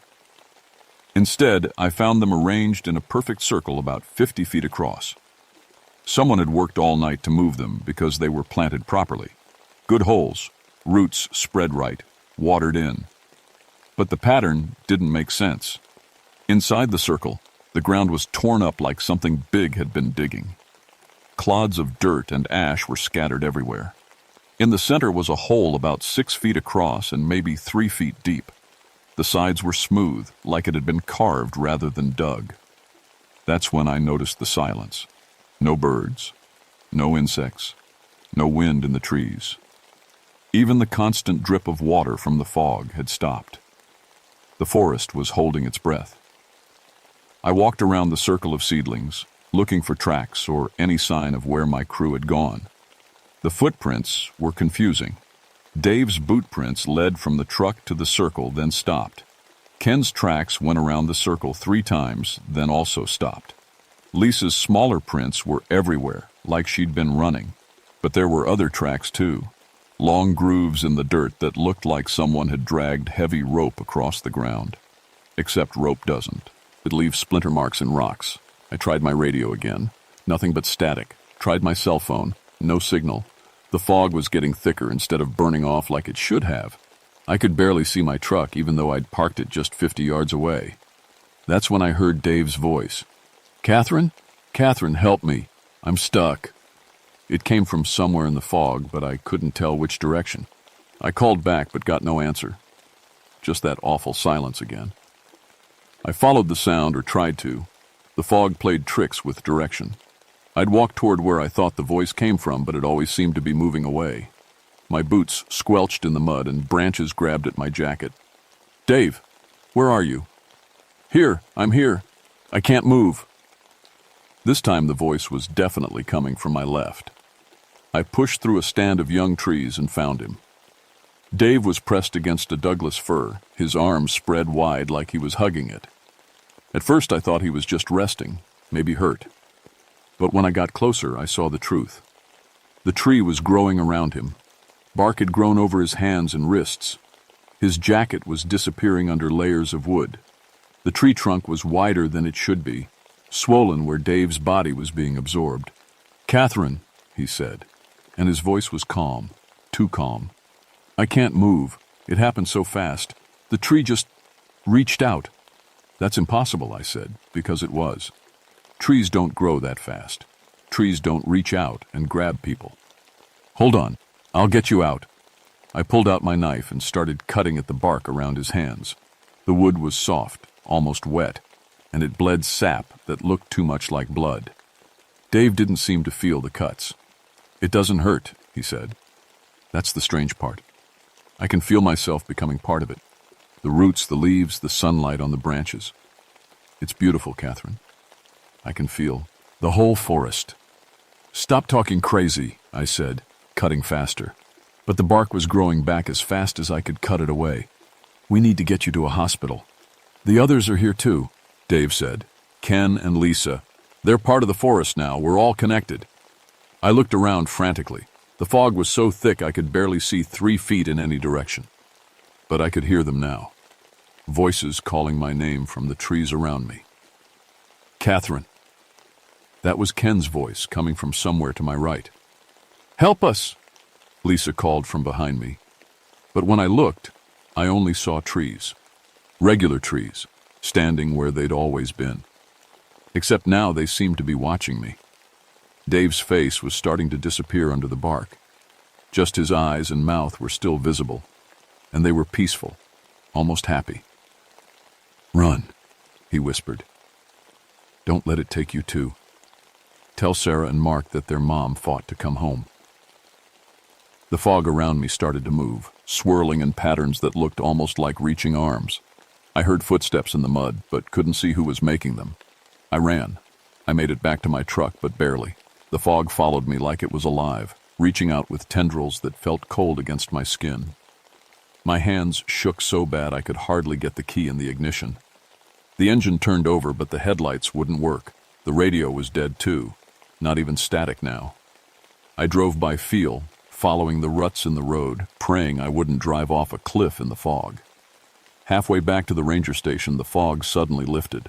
One moment I couldn't see the hood of my truck. The next moment the sun was shining and the forest looked normal again. I pulled over and threw up in the ditch. Dave's calm voice kept echoing in my head. "I can feel the whole forest." People don't talk like that when they're dying. People scream and fight and beg for help. They don't sound peaceful while a tree is eating them alive. Back at the station, I called the sheriff's office and requested a search and rescue team. I told them 3 forestry workers were missing, LA, as seen in Sector 7. I didn't mention the tree. Who would believe that? Sheriff Tom Bradley arrived with 4 deputies and a search dog. Tom was a good man, steady and smart. We'd worked together on lost hikers before. He took one look at my face and poured me a cup of coffee. "You look like you've seen a ghost, Catherine. What happened out there?" I told him about finding the equipment scattered around, the seedlings planted in a circle, the hole in the ground. I didn't mention Dave fused with the tree. I told him I'd heard voices calling for help, but couldn't find anyone in the fog. "Fog can play tricks on your mind," Tom said. "Sound bounces around strange. Could have been anyone calling." The search team went out that afternoon. I stayed behind to coordinate communications and search the personnel files for next of kin information. Dave's wife was 8 months pregnant. Ken's parents lived in Oregon. Lisa's family was back in California. The searchers came back at sunset with grim faces. They'd found the work site exactly as I'd described it. The circle of seedlings, the scattered equipment, the hole in the ground. But no sign of the missing workers. "Strangest thing," Deputy Mike Santos told me. "That hole in the ground? It's filled with roots, thick ones like tree roots, but they're fresh, still growing, and the whole area smells like Christmas trees, that sharp pine smell, but so strong it made us dizzy." "Did you find any tracks leading away from the site?" "That's the other weird thing. Plenty of tracks in the circle, but they all just stop, like the 3 of them just vanished into thin air." Tom decided to expand the search the next morning. He called in volunteers from the community and borrowed a helicopter from the state patrol. If my crew was lost in the forest, they'd find them. I went home to Sarah and Mark that night, but I couldn't sleep. Very time I closed my eyes, I saw Dave's face disappearing under the bark. I heard his voice saying, "I can feel the whole forest." Around midnight, I gave up trying to sleep and went out to sit on the porch. The stars were bright and the air was cold and clean. Normal. Real. That's when I heard the tapping. It was coming from the big oak tree in my front yard. Tap, tap, tap. Like someone knocking on wood from the inside. I told myself it was just a woodpecker, but woodpeckers don't work at night. The tapping had a rhythm to it, almost like Morse code. 3 short taps, 3 long ones, 3 short ones again. SOS. I grabbed a flashlight and walked over to the tree. The tapping stopped as soon as I got close. I shined the light up and down the trunk, looking for holes or any sign of what might be making the sound. Nothing. Just normal bark and normal branches. But when I started to walk away, the tapping started again. This time from the maple tree by the driveway, then from the apple tree behind the house, then from the pine trees along the property line, all of them tapping out SOS. I ran back inside and locked the door. The tapping continued all night, moving from tree to tree around the house. I sat in the kitchen with a baseball bat, watching the windows, waiting for... what? For the trees to come walking up to the house? By morning, the tapping had stopped. I made coffee and tried to convince myself it had been a dream. But when I looked out the front window, I saw something that made my blood run cold. The oak tree in my front yard was bigger than it had been the day before. Not by much, maybe 6 inches wider around the trunk. But I'd lived in this house for 10 years. I knew that tree, and it was definitely bigger. The search teams went out again, but they found nothing. No trace of Dave, Ken, or Lisa.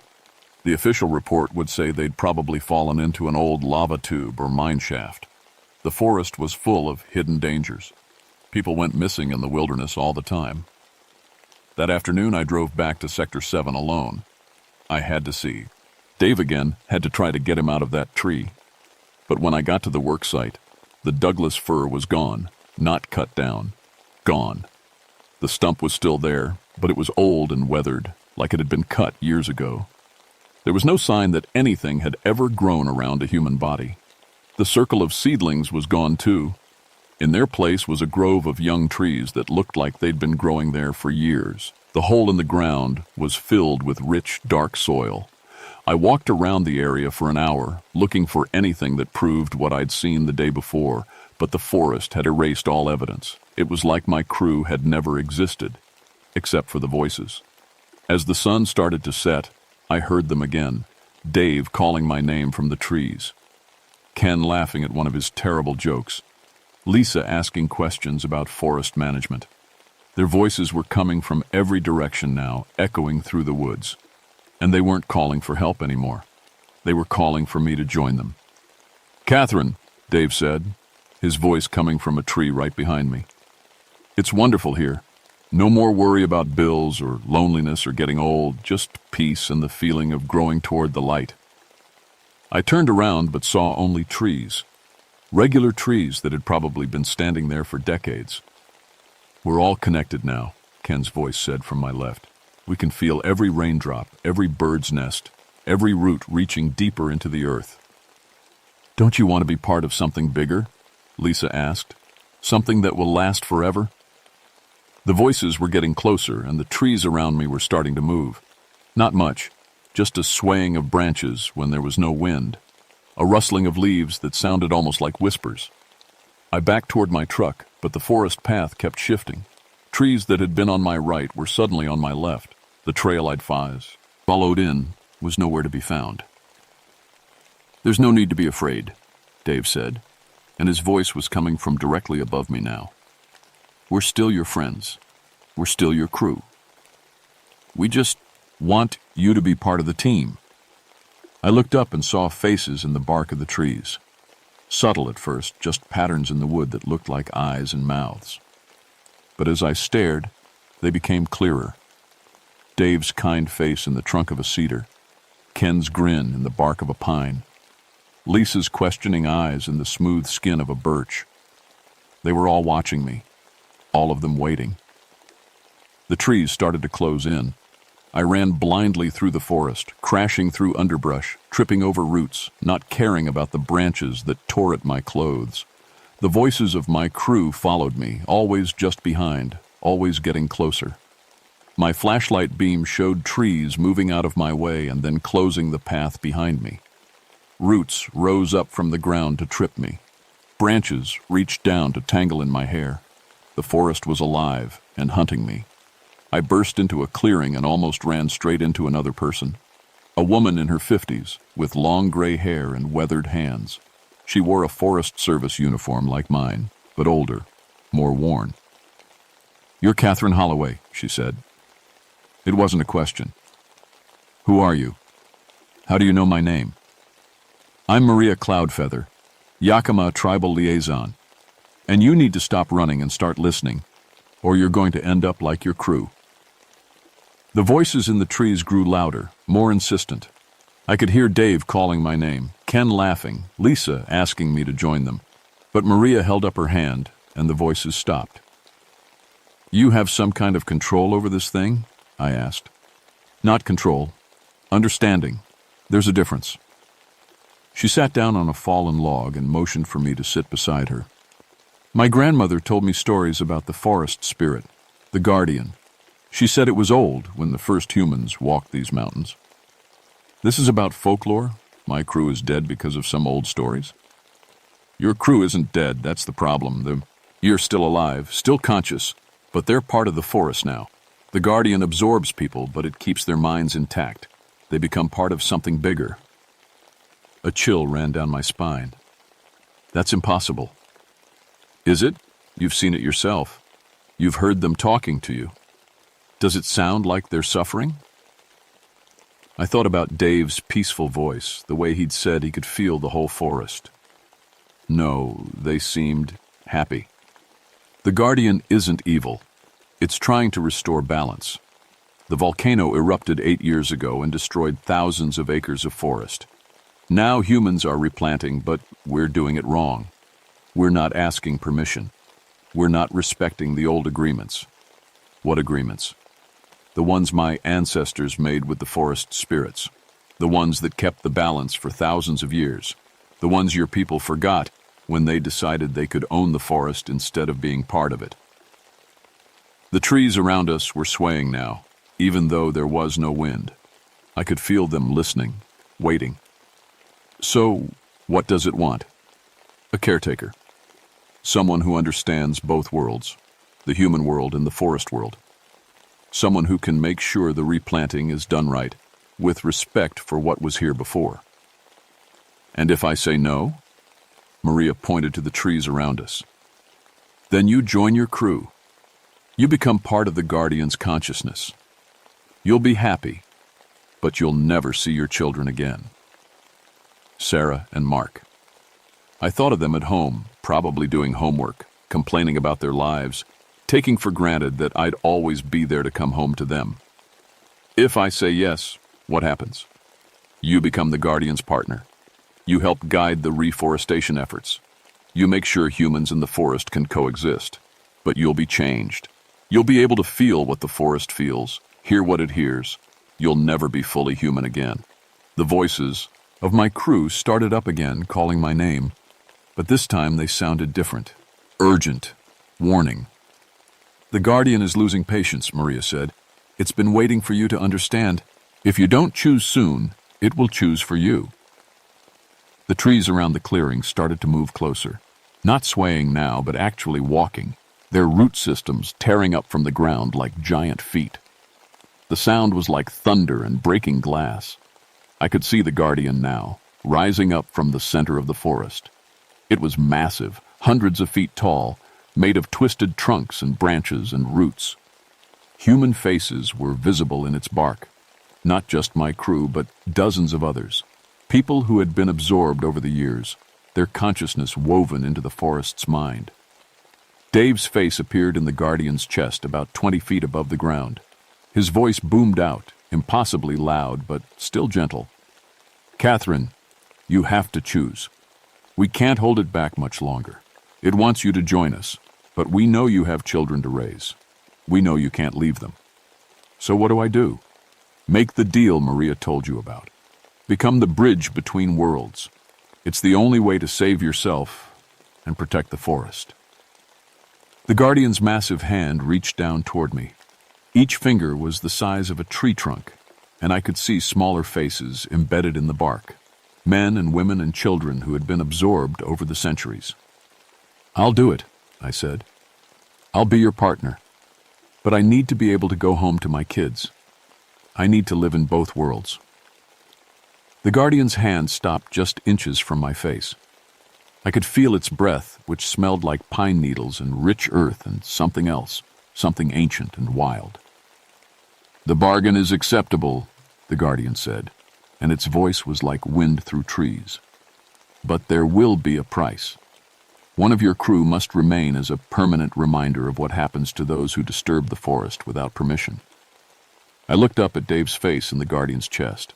He nodded sadly. Lisa, he said, she's young. She'll have the most time to learn, to understand. Ken and I can be released, but Lisa stays. No, I said. I can't choose who lives and who dies. You're not choosing, Maria said quietly. They are. They're choosing to sacrifice one to save two. That's the price of the bargain. Lisa's voice came from somewhere in the Guardian's massive form. It's okay, Catherine. I understand. I can feel what it's like to be part of something this big, this important. I can handle it. The Guardian's hand touched my forehead, and suddenly I could feel everything. Every tree in the forest, every root system, every bird's nest and deer trail and stream. The forest was alive in ways I'd never imagined, and I was part of it now. But I was still me. Still Catherine Holloway, mother of two, forest ranger, human being. The Guardian had kept its bargain. Dave and Ken stepped out of the trees around the clearing, solid and real and human again. They looked dazed, but alive. Lisa remained part of the Guardian, but she smiled at me from the bark of a massive cedar. Take care of them, she said, and take care of the forest. I'll be watching. The official report blamed the incident on equipment failure and disorientation in heavy fog. Dave and Ken were found 2 days later, suffering from exposure and memory loss. They remembered going to work in Sector 7, but nothing after that until they woke up in the forest. I drove them to the hospital myself. They were physically fine, but changed. Dave quit his job and became a park naturalist. Ken started a tree planting business and never used power tools again. They remembered nothing about being absorbed by the Guardian, but they both developed an almost religious respect for the forest. I kept my job as a ranger, but my approach to forest management changed completely.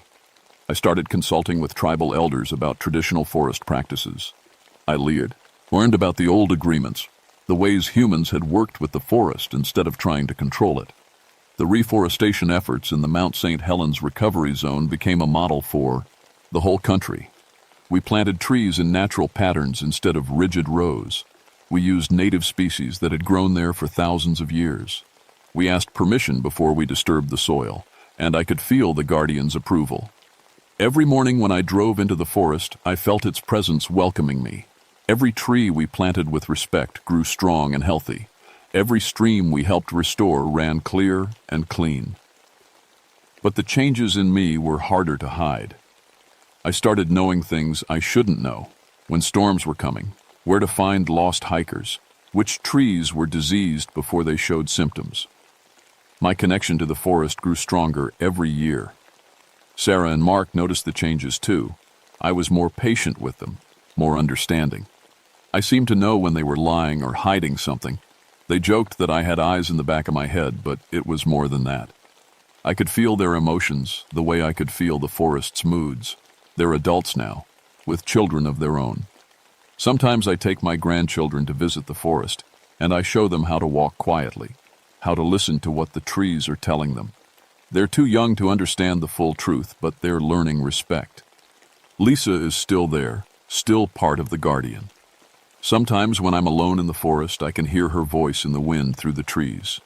She's happy, she tells me. She's learned things about the forest that no human has ever known. She's become something more than human. But she's also the Guardian's warning to others.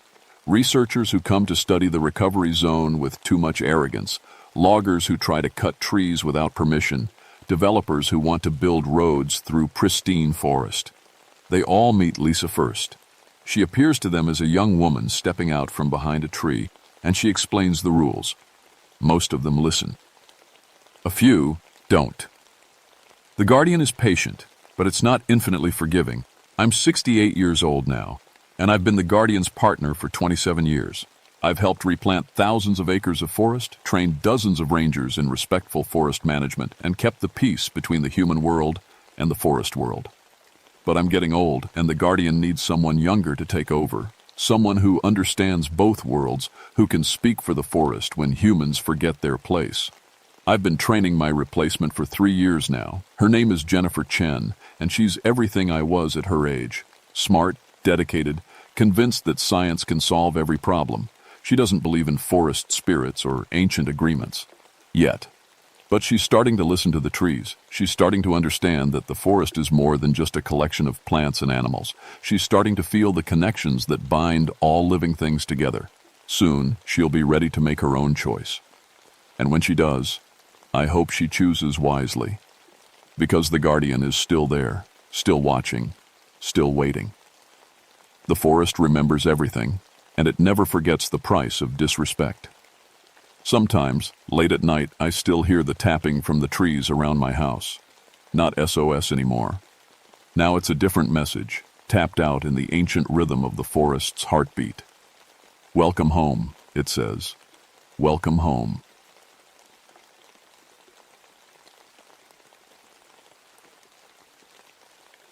My name is James Whitmore, and I've been a park ranger for 11 years. I tell people that because what I'm about to share sounds crazy, and I need you to know I'm not some weekend camper making stuff up. I know these mountains, I know these caves, and I know what I saw down there. It was June 1979, hot and sticky like only Tennessee summers can be. Susan was 6 months pregnant with our first baby, due in August. She kept telling me to be extra careful on cave rescues, like somehow becoming a dad would make me forget how to do my job. But I didn't mind. Having something to come home to made every day feel more important. The call came in on a Tuesday morning. 4 scientists from the university had gone missing in the Cataract Falls cave system. Dr. Patricia Wells, the team leader, Brad Foster, a geology student, Amy Chen, who studied underground water systems, and Steve Kowalski, their photographer. They'd been mapping the deeper chambers for 2 days and should have come out Monday evening. Their car's still in the parking lot, Sheriff Davidson told me over the radio. Equipment's there, but no sign of them. I knew that cave system better than my own backyard. I'd mapped most of it myself over the years, led dozens of tours through the main chambers. It was stable, well-marked, and had good airflow. Not the kind of place people just disappear. Eddie Thornfield met me at the cave entrance. We'd worked together for 3 years, and I trusted him with my life. He was younger than me, maybe 28, with the kind of careful nature that kept people alive underground. His wife had just had their second kid, so he understood why I was being extra cautious these days. Found their base camp about 200 feet in, Eddie said, checking his headlamp. Coffee's still warm. That should have been our first warning. Coffee doesn't stay warm for 24 hours in a cave where the temperature never gets above 55 degrees. We geared up with our standard rescue kit, ropes, first aid supplies, emergency blankets, extra lights. The cave mouth looked normal, just a dark opening in the limestone cliff surrounded by thick mountain laurel and the sound of falling water. But something felt different. The air coming out of the cave was wrong somehow. Not bad, just wrong. You notice anything weird about the sound? I asked Eddie as we started down the main passage. He stopped and listened. The cave had its own voice, dripping water, small echoes, the distant sound of the underground river. But today it sounded muffled, like someone had put a blanket over everything. Maybe it's the humidity, Eddie said. Been raining a lot lately. The main passage sloped down at a gentle angle for about 300 feet before opening into Cathedral Chamber, a room so big our lights couldn't reach the far walls. The scientists' base camp was set up right in the center, just like Eddie had said. Sleeping bags laid out neat, cooking gear arranged on a flat rock, notebooks stacked in a pile, and the coffee pot was still warm. This doesn't make sense, I said, touching the metal pot. It was definitely warm, like it had been taken off a flame maybe an hour ago. When did you say they were supposed to come out? Yesterday evening, maybe 6 o'clock. I looked at my watch. It was 10 in the morning. That coffee pot should have been stone cold. We started following their trail deeper into the cave. The footprints were clear in the soft mud. 4 sets of boots, all different sizes, heading toward the passage that led to the lower galleries. But as we followed them, something started bothering me. The prints were too clear, too perfect. In 11 years of cave rescue, I'd never seen tracks that sharp after more than a day. Cave mud stays damp, but it doesn't hold perfect boot prints for 36 hours. "Eddie," I said, kneeling down to look closer, "look at these tracks." He crouched beside me, running his light over the prints. We both saw it at the same time. There weren't just 4 sets of tracks. There were 8. 4 sets going in and 4 sets coming back out. But the sets coming back out were identical to the ones going in. Same boot size, same stride length, same depth, like the exact same people had walked the exact same way twice. "Maybe they came back for something," Eddie said, but his voice sounded uncertain. "All 4 of them? Walking in the exact same footsteps?" We kept following the trail, but the feeling that something was seriously wrong kept growing in my gut. The cave felt too quiet. Our lights seemed dimmer than usual. And twice I thought I heard footsteps behind us, but when we turned around, there was nothing there. The passage to the lower galleries was a narrow squeeze between 2 limestone walls. We had to go single file, and our gear scraped against the rock. It was the kind of place where you definitely didn't want to get stuck. On the other side, the cave opened up into a series of smaller chambers connected by low tunnels. This was where the scientists had been doing their real work, measuring water flow, taking rock samples, photographing the formations. Their equipment was scattered around like they'd just stepped away for a minute, but they'd been gone for almost 2 days. "James," Eddie called from the next chamber over, "you need to see this." I squeezed through the connecting tunnel and found him standing over Dr. Wells' notebook. It was open to her most recent entry, dated 2 days ago. The handwriting was neat and scientific, describing water temperature and mineral deposits. But the last line made my blood run cold. "Something's wrong with the echoes. They don't sound like us anymore." I read that line 3 times before it really hit me. Dr. Wells was a professional scientist, not the kind of person to write something like that unless she read. Ally meant it. "What do you think she meant?" Eddie asked. I had no idea, but I was starting to get the feeling we were about to find out. We kept following the trail deeper into the lower galleries. The chambers got smaller and the air got thicker. Our lights started acting funny, flickering for no reason, casting shadows that seemed to move on their own. I'd been using the same headlamp for 2 years, and it had never given me trouble before. "Battery's getting low," Eddie said, tapping his light. "Mine too. But I just put fresh ones in this morning." We both knew that made no sense. Good batteries should last at least 8 hours underground, and we'd only been down for maybe 2. The trail led us to a chamber I'd never seen before. That should have been impossible. I'd mapped this whole section myself, drawn every passage and room. But here was a chamber about the size of a small house, with smooth walls that seemed to curve in ways that hurt to look at. And standing in the middle of it was Amy Chen.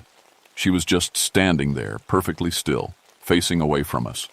Her dark hair was pulled back in a ponytail, and she was wearing the same clothes described in the missing persons report: blue jeans, red flannel shirt, hiking boots. "Amy," I called out, "are you okay?" She didn't answer, didn't move, just stood there like a statue. Eddie and I looked at each other. This was wrong. People who've been missing in caves for 2 days don't just stand around in perfect condition. They're usually hurt, or scared, or hypothermic. They don't ignore rescue teams. "Amy Chen?" I tried again, louder this time. "We're park rangers. We're here to help you." Still, nothing. We started walking toward her, moving slow and careful. Cave rescues can be tricky. Sometimes people get confused or panicked when they see help coming. But as we got closer, I noticed something that made my skin crawl. Amy wasn't breathing. Her chest wasn't moving up and down. She was just standing there, perfectly still, like she was holding her breath. "Something's not right," Eddie whispered. I was about 10 feet away when Amy finally moved. She turned around, slow and smooth, like she was on some kind of invisible turntable. And when I saw her face, I almost dropped my light. It was Amy's face, but it was wrong. The features were all there, the right eyes, the right nose, the right mouth. But it was too perfect, like someone had studied a photograph and tried to copy it exactly. Her skin was too smooth, too even. Her eyes didn't blink. And when she smiled, her teeth were too white and too sharp. "Hello, James," she said in Amy's voice. "I've been waiting for you." I knew right then that this wasn't Amy Chen.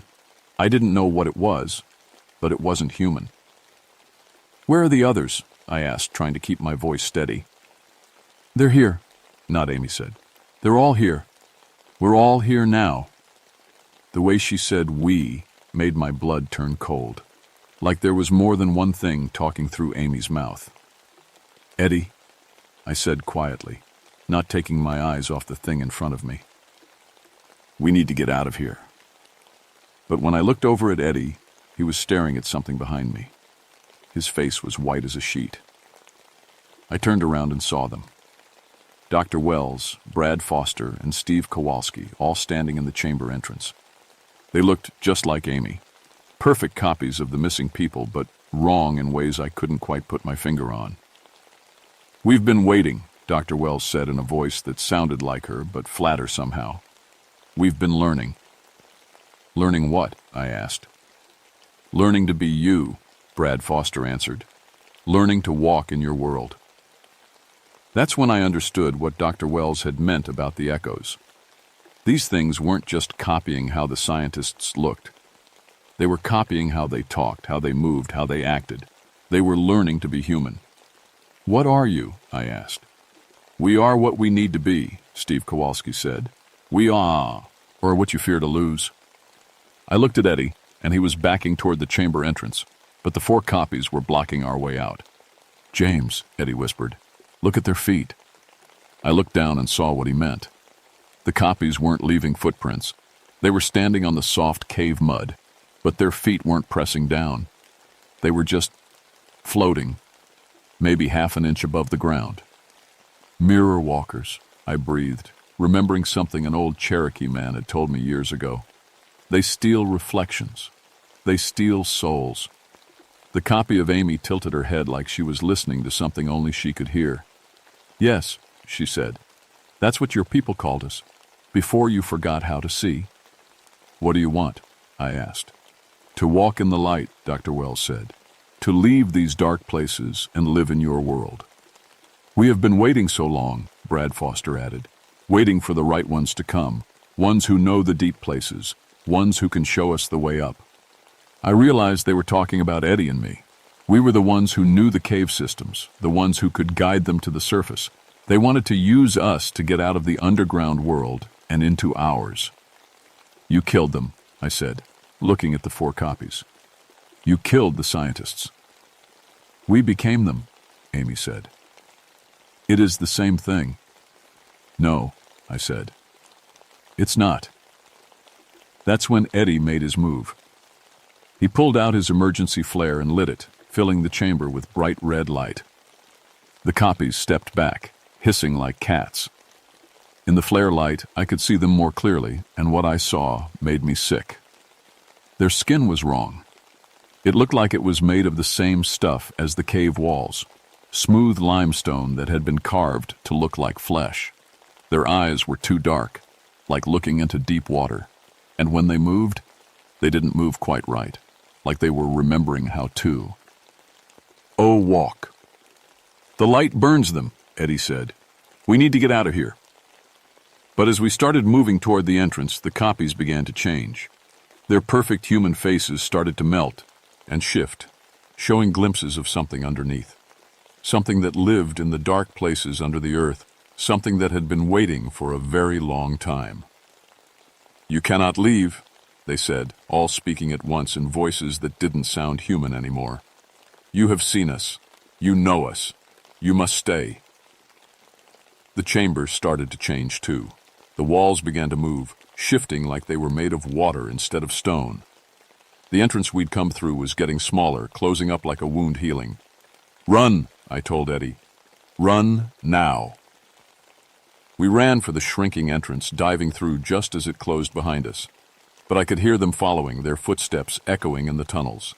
And worst of all, I could hear them talking to each other in our voices, mine and Eddie's, like they were already learning to be us. We ran through the tunnels like the devil himself was chasing us. Maybe he was. Our lights bounced off the cave walls, throwing wild shadows that seemed to move on their own. Behind us, I could hear footsteps, but they didn't sound right. They echoed too much, like the sound was bouncing off mirrors. "Which way?" Eddie gasped as we reached a junction I didn't remember. That stopped me cold. I knew every inch of this cave system. I'd mapped it myself, led tours through it dozens of times, but this junction wasn't supposed to be here. There should have been a straight passage leading back to Cathedral Chamber. "This is wrong," I said, trying to catch my breath. "This tunnel doesn't exist." "What do you mean it doesn't exist? We're standing in it." I looked around trying to get my bearings. The walls were the same limestone. The air had the same cave smell. But the shape was wrong. The angles were wrong. It was like someone had taken the real cave and twisted it into something else. "They're changing it," I realized. "They're changing the cave." Before Eddie could ask what I meant, we heard voices from the tunnel behind us. Our voices. "James, wait up!" It was my voice calling from the darkness. "I think I twisted my ankle." "That's not me," I whispered. "Eddie, help me." Now it was Eddie's voice coming from the same direction. "I'm hurt." Eddie started to move toward the sound, but I grabbed his arm. "That's not you either," I said. "Don't you see? They're learning to sound like us." The voices kept calling, begging for help in our own voices.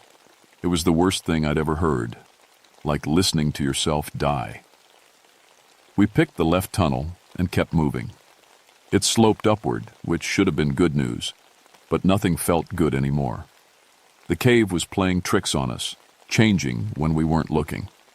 Passages that should have led to familiar chambers opened onto rooms I'd never seen before. That's when we found Dr. Wells. The real Dr. Wells. She was in a small chamber about 50 feet down the left tunnel, sitting with her back against the wall. At first I thought she was just resting, but when I got closer, I saw the truth. Her face was gone, not cut off or damaged, just gone, like someone had peeled it away, leaving smooth skin underneath.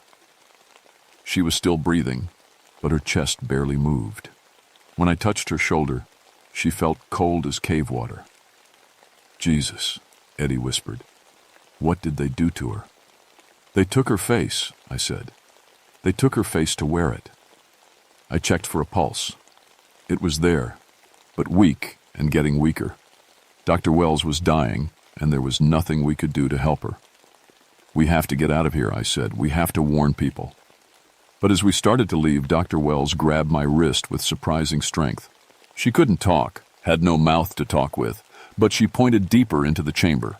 I followed her finger and saw what she was trying to show me. Brad Foster was there too, slumped in a corner. His face was also gone, peeled away like an old mask. Next to him was Steve Kowalski, in the same condition.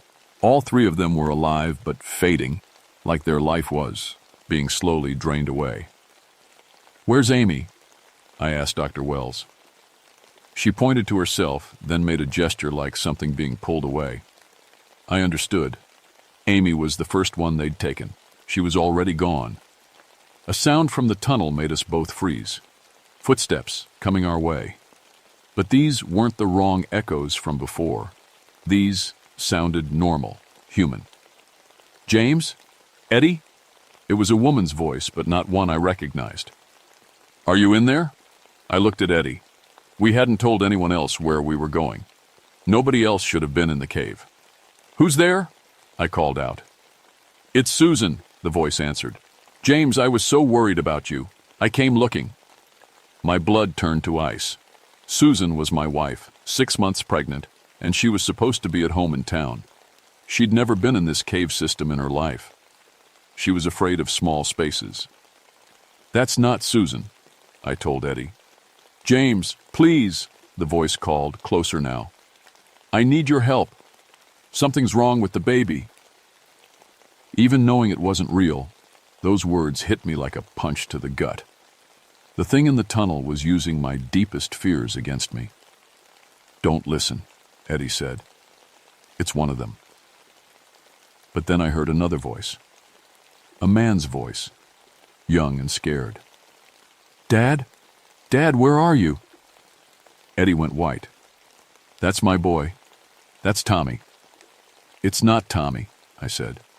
Your son is 2 years old. He can't even talk in full sentences yet. Dad, I'm scared. I'm lost in the dark. Eddie started walking toward the tunnel entrance, and I had to tackle him to stop him. It's not real, I shouted. None of it's real. But the voices kept calling, using the names of everyone we loved. My wife, Eddie's kids, my parents, his parents. They even used the name of the baby Susan was carrying, even though we hadn't told anyone what we were going to call him. That's when I knew how deep in trouble we really were. These things didn't just copy faces and voices. They could see inside our minds, pull out our memories, use our love against us. We have to move, I said. We have to get out of here before they trap us completely. We left Dr. Wells and the others behind. There was nothing we could do for them, and staying would just mean more people for the mirror walkers to copy. The tunnel system had changed again. Passages that should have led upward now led deeper into the earth. Chambers that should have been familiar were twisted into impossible shapes. It was like the cave was alive, reshaping itself to keep us trapped. This isn't possible, Eddie said as we reached another junction that shouldn't have existed. Nothing about this is possible, I replied. But it's happening anyway. We heard them coming before we saw them. Multiple sets of footsteps, all moving in perfect sync. When they came into view, I almost lost my mind. There were 6 of them now. The 4 copies of the scientists, plus 2 more. Copies of me and Eddie. They looked exactly like us, down to the smallest details. Same clothes, same equipment, same scars and marks. The copy of me even had the small scar on my chin from when I'd cut myself shaving that morning. Hello, James, my copy said in my voice. We've been waiting for you. We know everything about you, Eddie's copy added. We know about Susan. We know about the baby. We know about the night you thought you heard something in the woods behind your house. That last part hit me like a sledgehammer. I'd never told anyone about that night, not even Susan. I'd convinced myself it was just my imagination, just the wind in the trees. But something had been watching me from the woods behind our house, and now these things knew about it. What do you want? I asked. To be you, my copy said. To walk in the light. To have what you have. We have been alone so long, that's Eddie's copy added, waiting in the dark, watching from the deep places. But now we can leave. Now we can take your place. People will know, I said. They'll know you're not really us. Will they? My copy asked. We have your memories. We know your wife's favorite song. We know the way you touch her face when you think she's sleeping. We know the sound you make when you're worried about the baby. I felt sick. These things had been inside my head, stealing my most private thoughts. We know about Eddie's nightmares, my copy continued. About the cave-in that almost killed him 3 years ago. We know about the scars on his back that he's never shown his wife. Eddie made a choking sound. That was something he'd never told anyone, not even me. We can be you better than you can, Eddie's copy said. We will love your families. We will care for your children. We will be perfect. You're not human, I said. You don't understand love. You don't understand what it means to be us. We will learn, my copy said. We are very good at learning. That's when I noticed something. The copies were perfect, but they weren't quite right. They stood too still, breathed too evenly. They were like photographs that had learned to move. Eddie, I whispered, look at their eyes. He looked, and I saw him understand. The copy's eyes didn't move naturally. They stared straight ahead, only turning when they needed to focus on something. Real people's eyes are always moving, always looking around. But these things forgot to do that. We need to split up, I said quietly. Confuse them. Are you crazy? We need to stick together. Trust me. On 3, you go left, I go right. Ready? Before Eddie could argue, I counted to 3 and we bolted in different directions. The copies hesitated for just a second, like they couldn't decide which of us to follow. That second was all we needed. I ran down the right tunnel, hearing my copy's footsteps behind me. but I knew something it didn't. This tunnel looked new, but it was based on a real passage, one that had a hidden connection to the main cave system. The connection was there, just where I expected it. A narrow crack in the wall that led to a passage I'd discovered years ago. I squeezed through, hoping the copy was too perfect to fit. I was wrong. It came through right behind me, moving like liquid through the narrow space, but that was okay. I had a plan. The narrow passage led to a chamber I'd always called the Echo Room. It was perfectly round, with smooth walls that could carry a whisper from one side to the other. More importantly, it had 3 exits, and I knew exactly where each one led. My copy followed me into the chamber, moving with that too-perfect stillness that gave them away. In the glow of my headlamp, it looked exactly like me, but I could see the wrongness now, the way it held its shoulders, the way it didn't quite breathe right. "You cannot escape," it said in my voice. "We are you now. We know everything you know." "Do you?" I asked. "Do you know why I really became a park ranger? To help people. To protect the wilderness. To—" "Wrong," I said.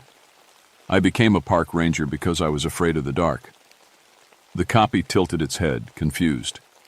That wasn't in my surface memories, the easy ones it had stolen. "When I was 8 years old," I continued, "I got lost in Mammoth Cave during a family trip. Spent 6 hours alone in the dark, crying and calling for help. I was so scared I wet myself. When they finally found me, I swore I'd never be helpless in the dark again." The copy's face flickered like a TV with bad reception. It was trying to access a memory it didn't have. "That's not in your mind," it said. "Because it's not a memory," I said. "It's a feeling. It's fear that turned into determination. It's shame that turned into strength. You can copy my thoughts, but you can't copy my emotions. You can't copy what it means to be human." I started walking toward Anpa, of the exits, the one that led to the deepest part of the cave system. "You're right about one thing," I said. "I do know these caves better than anyone, including places that aren't on any map, places where things like you belong." The copy followed me, but it was moving differently now, less sure of itself. I'd planted doubt in its mind, and doubt was something it couldn't handle. The passage led downward, deeper into the earth than most people ever go. The air got colder, and the walls got wetter. This was the original cave system, the one that had been here for thousands of years before humans ever set foot in Tennessee. "Where are you going?" the copy asked. "Home," I said. "Your home." We came to a chamber that wasn't on any map, one I'd discovered by accident years ago and never reported. It was huge, so big my light couldn't reach the far walls. But I could feel the space around me, the way the air moved and the sounds echoed. And in the center of the chamber was a pool of water so dark, it looked like a hole in the world. "This is where you come from," I said. "This is where you belong." The copy looked at the dark water, and for the first time, I saw something like fear in its stolen face. "We came from the deep places," it said, "but we do not wish to return." "Too bad," I said, "because you're going back." I had one flare left, the big one from my emergency kit. I lit it and threw it into the center of the chamber. The red light exploded through the darkness, and suddenly I could see everything. The chamber was full of them. Hundreds of mirror walkers, all hanging from the ceiling like bats, all twisted and wrong. They were the source, the nest, the place where all the copies came from, and they were all staring at me with eyes like black water. The copy beside me started to scream, but not with my voice. With its real voice, the sound something makes when it's been pulled from the deep earth and forced into the light. "You cannot destroy us," it said. "We are eternal. We are the fear that lives in the dark places of your mind." "Maybe," said, "but you're not me, and you're not getting out of here." I pulled out my emergency charges, the small explosives we carried for clearing blocked passages. I'd never used them before, but I knew how they worked. "If I blow this chamber," I said, "the whole section will collapse. You'll be trapped down here forever." "You will die too," the copy said. "Maybe, But you won't get to hurt my family. You won't get to hurt anyone. I started setting the charges around the chamber walls. The mirror walkers on the ceiling were getting agitated, making sounds like wind through a graveyard. The copy that looked like me was backing toward the dark pool in the center. "We can make you a deal," it said. "We can let you go. You can return to your wife, your child. You can live a normal life. And in return, we take someone else, someone you do not know, someone who means nothing to you." For a moment I was tempted. The thought of seeing Susan again, of holding our baby, of going back to our normal life, it was almost too much to resist. But then I remembered Dr. Wells and the others, their faces peeled away, their lives slowly draining. I thought about all the people who might come after us, the hikers and cavers and scientists who would disappear into the dark. "No deal," I said, and lit the fuse. The copy of me let out a sound like breaking glass and dove into the dark pool. The mirror walkers on the ceiling began to drop, falling like dead leaves. They hit the ground and scattered, running for passages that led even deeper into the earth. I ran for the exit as the fuses burned down. Behind me, the chamber filled with the sound of ancient things fleeing back to the deep places where they belonged. The explosion knocked me flat, and rocks rained down around me, but the passage held, and I managed to crawl out into the main cave system as the whole section behind me collapsed. I found Eddie at the entrance to Cathedral Chamber, standing over the real Amy Chen. She was unconscious but breathing, her face pale but intact. The copies had left her behind when they fled. "Are you okay?" he asked. "I'm alive," I said. "That's more than I expected." We carried Amy out of the cave and into the sunlight. She woke up in the hospital 3 days later with no memory of what had happened. The official report said there had been a cave-in, that we'd rescued one survivor and the others had been lost. But I knew the truth. And sometimes, late at night, I wondered if the copy of me had made it out through some other passage. If it was out there somewhere, learning to be human, waiting for its chance to take my place. That was 45 years ago, and I still think about it every day. Susan and I had our baby, a beautiful boy we named David. He grew up, went to college, became a doctor. He has kids of his own now, grandchildren I love more than life itself. But I never stopped watching the shadows, never stopped checking my reflection in mirrors, looking for signs that something else was looking back. Susan died 10 years ago, cancer, and I held her hand until the very end. If I was a copy, if I was one of those things from the deep places, would I have felt that pain? Would I have cried like I did? Would I have missed her every single day since? I think I would. I think the real horror isn't that the mirror walkers might replace us. It's that they might replace us so perfectly that even we couldn't tell the difference. Eddie retired a few years after the incident. He moved to Florida, wanted to get as far from caves as possible.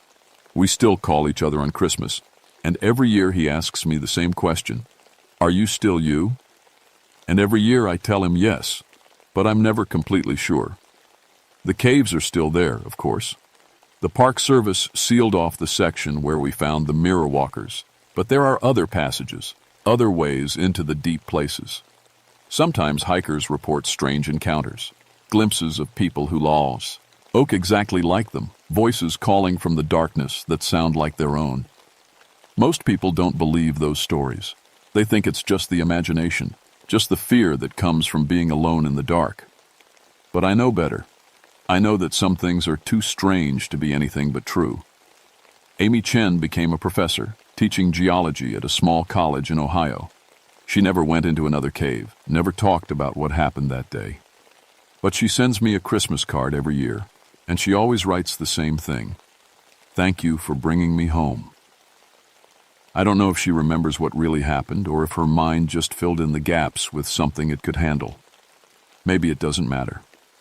Maybe the important thing is that she's alive, that she's human, that she's living the life those things wanted to steal from her. I'm 79 now, too old for cave rescues, too old for much of anything except sitting on my porch and watching the mountains.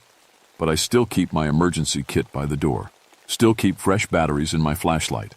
Still listen for sounds that don't belong, because I know they're still down there in the deep places where the light never reaches, waiting for the next person to come too close, to wander too far from the safe paths, waiting for their chance to walk in the light again. And sometimes, late at night when the wind is blowing through the mountains, I think I can hear them calling, using voices I recognize, faces I love, saying all the right words to make me come back down into the darkness. But I don't go. I stay in the light, surrounded by the life I've built, the love I've shared, the memories that prove I'm real. Because that's what makes us human. Not just the way we look or the things we know, but the connections we make, the love we give, the way we choose to live even when we're afraid. The mirror walkers can copy everything about us except that. They can steal our faces, our voices, our memories, but they can't steal our souls. They can't steal what it really means to be human. At least I hope. They can't. Because if they ever figure that out, if they ever learn to love the way we love, to feel the way we feel, to be human in every way that matters, then God help us all. The mountains are quiet tonight, but I know they're listening. And deep below, in the places where the earth keeps its oldest secrets, something is learning to be us. Something is getting better at it every day.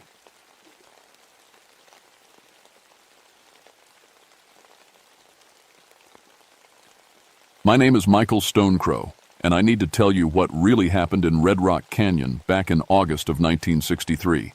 The official report says it was a flash flood that killed those archaeologists. But that's a lie. I wrote that lie myself. I've been a forest ranger for 21 years now, and I've seen my share of strange things out in the desert. But nothing like what happened at the old cliff dwelling. Nothing that made me question everything I thought I knew about the world. The heat that August was brutal, even for Arizona. The thermometer hit 115 degrees most days, and the red sandstone cliffs seemed to glow like coals in the sun. I was stationed at the Coconino National Forest, specializing in archaeological site protection. My job was to keep treasure hunters and vandals away from the ancient ruins scattered throughout the canyon. I'm half Navajo on my mother's side. My grandfather was a medicine man, though I never paid much attention to his stories when I was growing up. I was more interested in getting an education, becoming something respectable. I went to college, studied archaeology and forest management. I wanted to bridge two worlds, protecting my people's heritage while working within the system. My son Robert was starting his sophomore year at Northern Arizona University. All those years of working double shifts and saving every penny were finally paying off. He wanted to be a teacher, maybe work on the reservation someday. I was proud of him for caring about our culture, even if I'd moved away from it myself. The call came in on a Tuesday morning. Dr. Richard Hamilton from the University of Arizona had been leading a small team at a newly discovered site in Red Rock Canyon. They were 3 days overdue for their scheduled check-in. Probably just lost track of time, my supervisor said.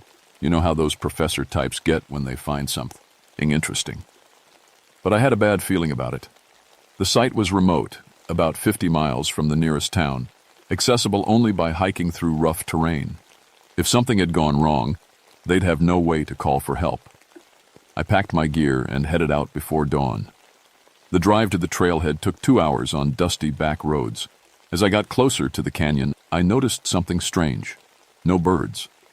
Usually the desert was full of ravens and hawks, but the sky was empty. Even the insects seemed quieter than usual. The hike to the site took most of the morning. The trail wound through narrow canyons and over rocky ledges. Ancient petroglyphs marked the way, carved into the red stone by people who lived here 1,000 years ago. My grandfather always said these old places were sacred, that some of them should be left alone, but I figured that was just superstition. When I finally reached the archaeological site, I knew something was very wrong. The camp was destroyed. Tents were shredded, equipment scattered everywhere. But it wasn't the random destruction of a flash flood or windstorm. There was a pattern to it, almost like someone had arranged things deliberately. The worst part was what I found carved into the canyon wall. Strange symbols cut deep into the red rock. They weren't ancestral Pueblo and petroglyphs. I knew those well enough. These were different, cruder, more recent, and they seemed to spiral around a dark opening in the cliff face that I'd never noticed before. I called out for the missing team, but my voice just echoed back from the canyon walls. The silence was so complete it made my skin crawl. Even the wind had stopped blowing. That's when I saw the bones. They were arranged in careful patterns around what looked like a ceremonial circle. Animal bones mostly. Deer, rabbits. A few I couldn't identify. But mixed in with them were others. Larger ones. I didn't want to think about what they might be from. I knew I needed backup, but when I tried to radio for help, I got only static. My compass was spinning wildly, pointing to different directions every few seconds. Something was interfering with my equipment. As the sun started to set, painting the canyon walls blood red, I made a decision that probably saved my life. Instead of camping at the site, I hiked back down the trail and spent the night in my truck. I told myself it was just being cautious, following procedure. But the truth was that place scared me in a way I couldn't explain. I couldn't shake the feeling that something was watching me from the shadows of that ancient ruin. I went back the next morning, but this time I wasn't alone. My Uncle Joseph had driven up from the reservation after I called him the night before. He was my grandfather's younger brother, about 70 years old, with long gray hair and eyes that seemed to see more than they should. "You shouldn't have come here alone," he said as we hiked up the trail. "This is not a good place." "It's just an archaeological site, Uncle. The university team was doing legitimate research." He shook his head. "Some places are meant to stay buried. Your grandfather knew this. He tried to teach you, but you were too busy with your books." I was about to argue when we reached the campsite. In daylight, the destruction looked even worse. Uncle Joseph walked slowly around the area, studying the carved symbols on the canyon wall. His face grew darker with each step. "This is old work," he said finally. "Very old. But someone has been here recently, disturbing things that should not be disturbed." He pointed to tracks in the sandy soil, footprints that seemed to shift between human and animal. Some looked like bare feet, others like paws or hooves. They circled the ceremonial bone arrangement in a pattern that made my head spin to follow. "We need to leave," Uncle Joseph said. "Now." But I had a job to do. 4 people were missing, and I was responsible for finding them. I started, searching the area more carefully, looking for any sign of where they might have gone. That's when I found Dr. Hamilton. He was about a quarter mile from the campsite, at the bottom of a narrow ravine. At first glance, it looked like he'd fallen from the cliff above, but when I got closer, I saw what had really happened to him. His skin had been removed in careful strips, like someone had been peeling an orange. But he was still alive when I found him. Barely. Don't let it take the others," he whispered. His eyes were wide with terror, staring at something behind me. I spun around, but there was nothing there, just red rock and shadows. Dr. Hamilton died before I could get him out of the ravine, but not before he told me what they'd found in the hidden chamber. Ancient burial goods, ceremonial objects, and something else. Something that should have been left alone. "We opened it," he said. "We opened the sealed chamber. There was a body inside, wrapped in animal skins. But when we touched it, it moved." Uncle Joseph was waiting for me when I climbed back up to the campsite. He took one look at my face and nodded grimly. "You found one of them." "How did you know?" "Because I can smell it on you now. The scent of death and old magic." He started unpacking a leather bag I hadn't noticed before. "This is why I came. Your grandfather made me promise to watch over you, even if you didn't believe." Inside the bag were things I recognized from my childhood. Eagle feathers, small bundles of sage, a necklace made from turquoise and silver, medicine tools. "Uncle, I appreciate the concern, but this is a police matter now. I need to call for backup, get a proper search team out here." "Your radio won't work," he said calmly, "and your compass will keep spinning. This place is between worlds now. The old boundaries have been broken." I tried the radio again. Still it, dull nothing but static. My compass was still spinning like a broken toy. As the sun started to set, Uncle Joseph began to build a fire, but he wasn't using ordinary wood. He burned sage and cedar, muttering prayers in Navajo that I half remembered from childhood. The smoke made strange patterns in the still air. "Tell me about the chamber," he said. "What exactly did they find?" I described what Dr. Hamilton had told me: the sealed room, the wrapped body, the moment when everything went wrong. Uncle Joseph listened without interrupting, his face growing more troubled with each detail. "Skinwalker," he said finally. "A very old one. They bound it in that chamber long ago, used the proper rituals to keep it sleeping. But when your archaeologists broke the seals—" "Uncle, please, I know you believe in these old stories, but there has to be a rational explanation." He pointed to the darkness beyond our small fire. "Then explain that." I looked where he was pointing and felt my blood turn to ice. Something was moving in the shadows between the canyon walls. Something that walked on 4 legs, then 2, then 4 again. It was too far away to see clearly, but I caught glimpses of fur and bare skin, of eyes that reflected the firelight like an animal's. "It's hunting," Uncle Joseph said quietly, "looking for the ones who disturbed its rest." "How many were in the research team?" 4, Dr. Hamilton, Janet Morrison, Carlos Vasquez, and Beth Williams. "Then 3 are still alive, but not for long."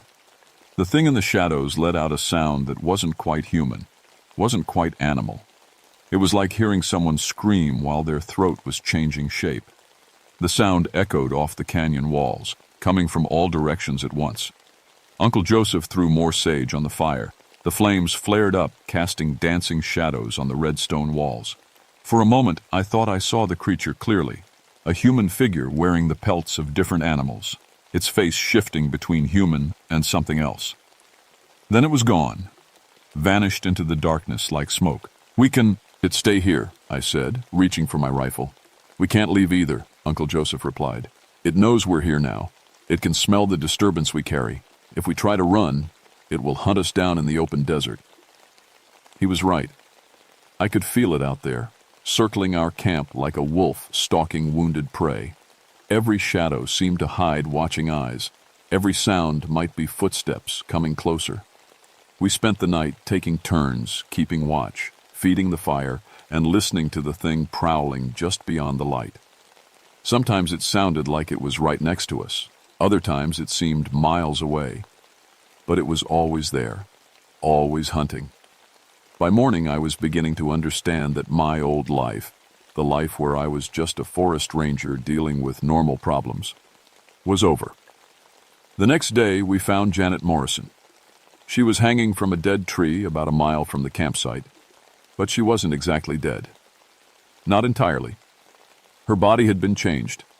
Human skin replaced with patches of animal fur, her hands twisted into claws, her face stretched into something between human and wolf. When she saw us, she tried to speak, but only animal sounds came out.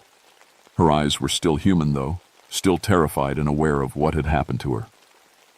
"Can you help her?" I asked Uncle Joseph. He studied her for a long moment, then shook his head sadly. "She's too far gone. The transformation is nearly complete. In a few more hours, she'll be like the thing that did this to her. There has to be something we can do." "There is." He pulled out a knife with a bone handle. "We can end her suffering before she becomes a monster." I couldn't do it. I know I should have, but I couldn't. Instead, we tied her to the tree and moved on, hoping to find the other 2 researchers before it was too late. Uncle Joseph wasn't happy with my decision. "You still don't understand what we're dealing with," he said. "This isn't just about killing people. It's about taking them, changing them, making them part of its pack. Every person it transforms makes it stronger." We followed. The tracks deeper into the canyon, past ruins I'd never seen before. The walls were covered with pictographs showing human figures transforming into animals, ritual dances around bone piles, and something that looked like a door between worlds. "Your grandfather came here once," Uncle Joseph said, stopping at a particular set of drawings. "Back in the 1920s. There was a trading post owner who went missing, and the tribal council asked him to investigate. He found the same thing we're dealing with now. What happened? He sealed it away, used the old rituals, the proper ceremonies, but he always said it was just sleeping, not dead. Said someday someone would be foolish enough to wake it up again. We found Carlos Vasquez that afternoon. He was still alive, but barely. The creature had been playing with him, making small changes over several days. One arm was covered in thick black fur, his teeth had grown into fangs, and his eyes had turned yellow. "Kill me," he begged when he saw us. "Please, before it comes back. I can feel it changing me from the inside. I can feel its thoughts mixing with mine." This time, I didn't hesitate. I couldn't let him suffer like Janet Morrison was suffering. Uncle Joseph said a prayer in Navajo as Carlos died, asking the spirits to guide his soul safely to the next world. "Where's Beth Williams?" I asked. Carlos pointed deeper into the canyon with his normal hand. "It took her to the old place, the chamber they opened. It's keeping her alive for last, wants to make her watch what it does to the rest of us." Uncle Joseph was studying the tracks around where we'd found Carlos. "It's getting stronger," he said. "The transformations are happening faster now. And look at this." He pointed to a set of prints in the sand. They started as human footprints, but as they moved forward, they changed. The toes grew longer, the heels shifted, and by the end, they were clearly animal paws. "It's not just wearing animal skins anymore," he said. "It's becoming them, learning to shift between forms." We followed the tracks back toward the original campsite, but took a different route that led higher up the canyon walls. From there, we could see the ancient cliff dwelling clearly. It was much larger than I'd realized, built into a natural cave system that extended deep into the rock. "There," Uncle Joseph pointed to a dark opening about halfway up the cliff face. "That's where they found the burial chamber. And that's where it's taken the last woman." As we watched, something moved in the shadows of the cave entrance. For just a moment, I saw it clearly. A figure that seemed to be made of shifting shadows and animal parts. It was wearing human skin like a coat, but underneath, I could see the outline of something else. Something that had never been human. "It knows we're here," Uncle Joseph said quietly. "It's been watching us all along." The creature let out another of those horrible mixed sounds, part human scream, part animal howl. This time, I heard an echo from behind us, then another from the left, and another from the right. "There's more than one," I said, my throat dry with fear. "No," Uncle Joseph said, but his voice was shaking. "It's the same creature, but it's learned to use the bones of its victims. It can animate them, make them hunt for it." That's when I saw them. Skeletal figures moving through the ruins below us, their bones held together by nothing but the creature's will. Some were human skeletons, others were animals, and a few were horrible mixtures of both. "We need to get out of here," I said, reaching for my rifle. "Your bullets won't stop those things," Uncle Joseph said, "and we can't leave the woman. If it completes the transformation on her, if it makes her willingly join its pack, then it won't need to hide anymore. It will be free to hunt throughout the entire region." He started pulling items from his medicine bag, eagle feathers, small stones painted with symbols, a rattle made from a turtle shell. "There's only one way to stop this. We have to go into the chamber and face it directly. That's suicide. Maybe. But if we don't try, it will keep growing stronger. Next month, it will be a family of campers. Next year, it could be an entire town." He looked at me with eyes that reminded me of my grandfather. "This is why you were meant to be here, Michael. Not to be a forest ranger protecting archaeological sites. To be a guardian protecting the living from the dead." As the sun started to set, casting long shadows across the canyon, we began our descent toward the ancient cliff dwelling. Behind us, the animated bones followed, clicking and rattling as they moved. Above us, the creature waited in its chamber, wearing the faces of its victims and speaking in their voices. And somewhere in that dark cave, Beth Williams was still alive, watching her humanity slowly slip away. The climb to the cliff dwelling was the longest 20 minutes of my life. The skeletal figures followed us up the narrow ledges, their bones clicking against the rock like castanets. Every few feet, Uncle Joseph would stop to scatter consecrated cornmeal or burn a small bundle of sage, but the protective rituals only slowed them down. "It's testing us," he said as we reached the cave entrance. "Seeing how strong our medicine is?" The opening was smaller than it looked from below, barely wide enough for a person to squeeze through. Inside, the darkness was absolute. I switched on my flashlight, but the beam seemed to get swallowed up after just a few feet. "Turn that off," Uncle Joseph whispered. "We need to see with more than our eyes." He lit a torch made from juniper bark and animal fat. The flickering light revealed passages carved into the living rock, walls covered with pictographs I'd never seen before. These weren't the peaceful farming scenes typical of ancestral Puebloan art. These showed hunts, transformations, and rituals that looked more like torture. We followed the main passage deeper into the cave system. The air grew colder and smelled of death and something else. Something wild and animal. Behind us, I could hear the bone creatures trying to squeeze through the entrance, their skeletal forms grinding against the rock. "Beth!" I called out. "Beth Williams, can you hear me?" My voice echoed back from the depths of the cave, but there was no answer. Just the sound of our footsteps and the distant clicking of bones. We found the burial chamber at the end of a long, narrow tunnel. It was a circular room about 20 feet across, with a raised platform in the center. Ancient pottery and ceremonial objects lined the walls, but most of them had been disturbed or broken. Beth Williams was there, tied to a wooden frame in the center of the platform. She was still alive, but barely recognizable. Her skin had a grayish tint, her hair was falling out in patches, and her eyes had turned the same yellow as Carlos's. "Help me," she whispered when she saw us. "It's been changing me. Slowly. Making me watch what it does to the others." But even as she spoke, I could see the transformation wasn't just physical. When she looked at us, there was something hungry in her eyes, something that saw us as prey rather than rescuers. "Where is it?" I asked, looking around the chamber. "Here," said a voice from the shadows. But it wasn't just one voice.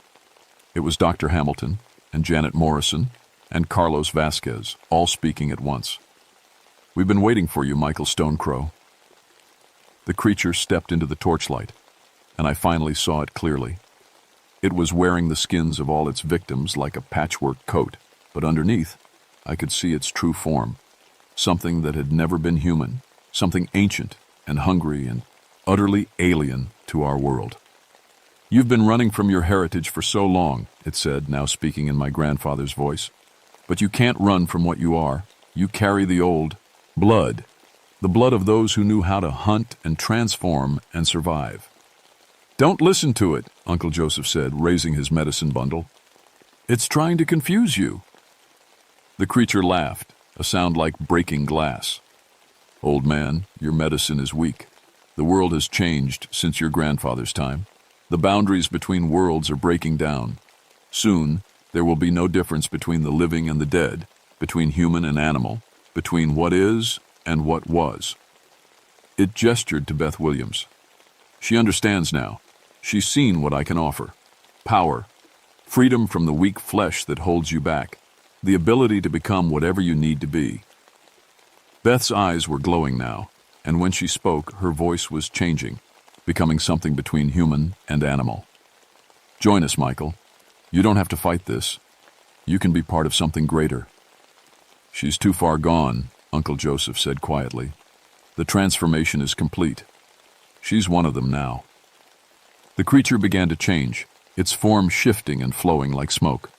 One moment it looked human, the next it was a wolf, then a bear, then something that had never existed in nature. "This is what your people once were," it said, "before the white man's schools and churches and laws, before you forgot how to hunt with tooth and claw." "We were never like you," I said, but my voice was shaking. "We were guardians, protectors." "Guardians of what? This dead rock? These empty ruins?" The creature's form solidified into something vaguely human, but with too many teeth and eyes that reflected the torchlight. I offer you life, Michael. Real life. The kind that doesn't hide behind badges and uniforms and rules. Uncle Joseph stepped forward, raising his medicine bundle. Michael, you need to choose now. Who are you? Who do you want to be? The creature hissed and backed away from the medicine bundle, but it didn't retreat far. The old ways are dying, medicine man. Your grandson already knows this. He's been running from them his whole life. And it was right. I had been running. From my grandfather's teachings, from the stories about spirits and skinwalkers, from everything that connected me to the old ways. I'd wanted to be modern, educated, respectable. I'd wanted to fit into the white world. But standing in that ancient chamber, surrounded by the bones of the dead and the smell of old magic, I realized something. I hadn't been running from superstition. I'd been running from responsibility. You're right, I said to the creature. I have been running, but not from my heritage, from my duty. I reached out and took the medicine bundle from Uncle Joseph's hands. The moment I touched it, I felt something change inside me. Not a transformation like the creature offered, but a connection. To my grandfather, to the generations of guardians who had come before me, to the responsibility I'd been born to carry. I know what you are, I said to the creature, and I know what I am. The creature's form began to shift again, growing larger and more threatening. Then you know that you cannot stop me. I am older than your people, older than your medicine, older than your precious boundaries between worlds. Maybe, I said, opening the medicine bundle, but I don't have to stop you. I just have to send you back where you belong. Uncle Joseph began to chant in Navajo, words I remembered from childhood but had never understood. Now somehow I knew what they meant. They were binding words, sealing words, the same ritual my grandfather had used all those years ago. The creature lunged at us, its form shifting into something with claws and fangs and burning eyes. But as Uncle Joseph's voice rose, as the medicine bundle in my hands began to glow with its own inner light, the creature, its attack slowed, then stopped. You cannot, it hissed. The seals are broken. The boundaries are gone. Then we'll make new ones, I said, and began to chant along with Uncle Joseph. The creature screamed, a sound that was every victim it had ever taken, every life it had stolen, every boundary it had crossed. The sound echoed through the chamber, through the entire cave system, and I felt something shift in the very foundations of the world. Light began to pour from the medicine bundle, not the harsh white light of my flashlight, but something warmer, older, more alive. The creature's form began to dissolve, its stolen skins falling away like old leaves. This is not over, it whispered as it faded. The world is changing. Soon, there will be no place for your kind of guardian. Then it was gone, pulled back into whatever dark realm it had come from. The sudden silence was deafening. Beth Williams collapsed, her body returning to its normal human form. But her eyes remained closed, and her breathing was shallow. Is she alive? I asked. Uncle Joseph knelt beside her and checked her pulse. Barely. The transformation damaged her, but she might survive if we get her to a hospital quickly. As we carried Beth out of the chamber, I noticed that the bone creatures had stopped moving. They lay scattered throughout the cave system like broken toys, just ordinary skeletons again. We emerged from the cliff dwelling just as the sun was rising, painting the canyon walls gold and red. In the distance, I could see dust clouds that meant help was finally coming. A search and rescue team, probably alerted when I failed to check in. What do we tell them? I asked Uncle Joseph. Whatever they need to hear, he said. But you know the truth now, and you know what you have to do. I looked back at the ancient cliff dwelling, at the dark opening that led to the burial chamber.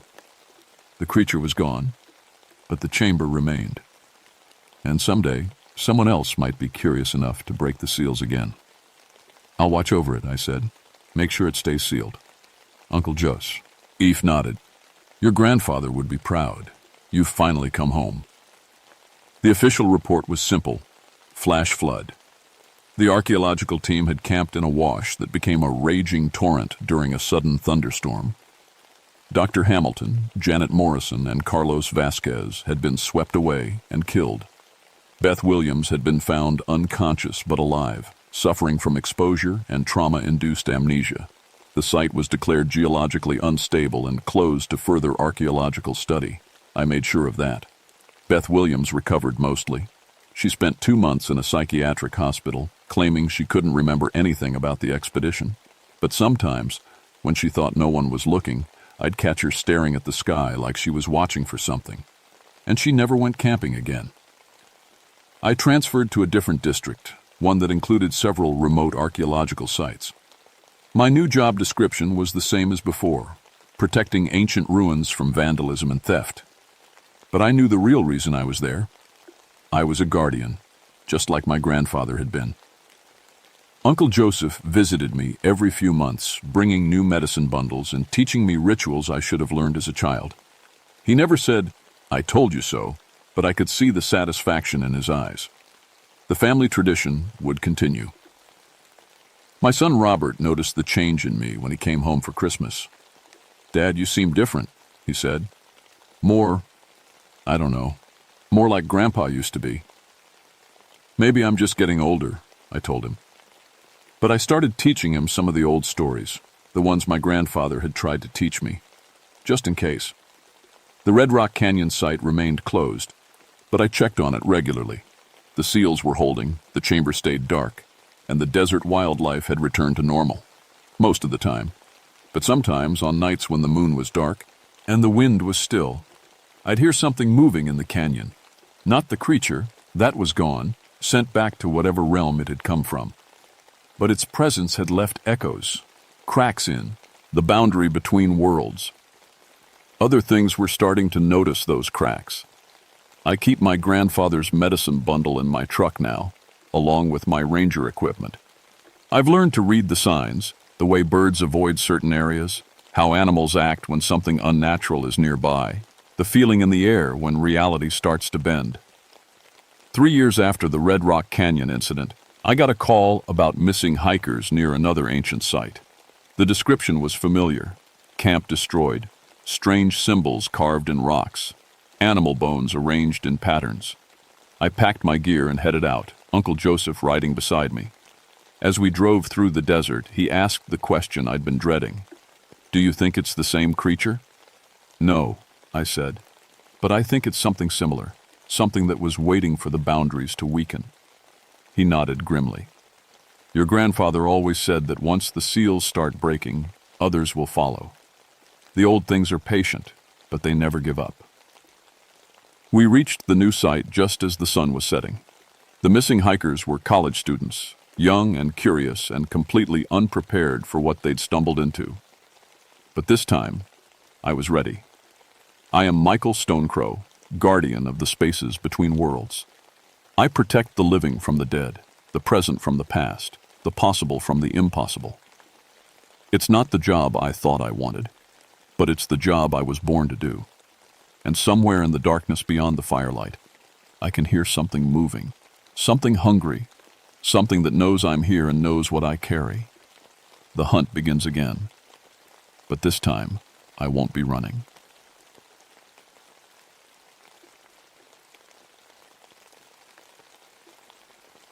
My name is Theodore Blackwater, and I've been a forest ranger for 8 years now. People call me Teddy, but after what happened at Basswood Lake, I don't much like talking to people anymore.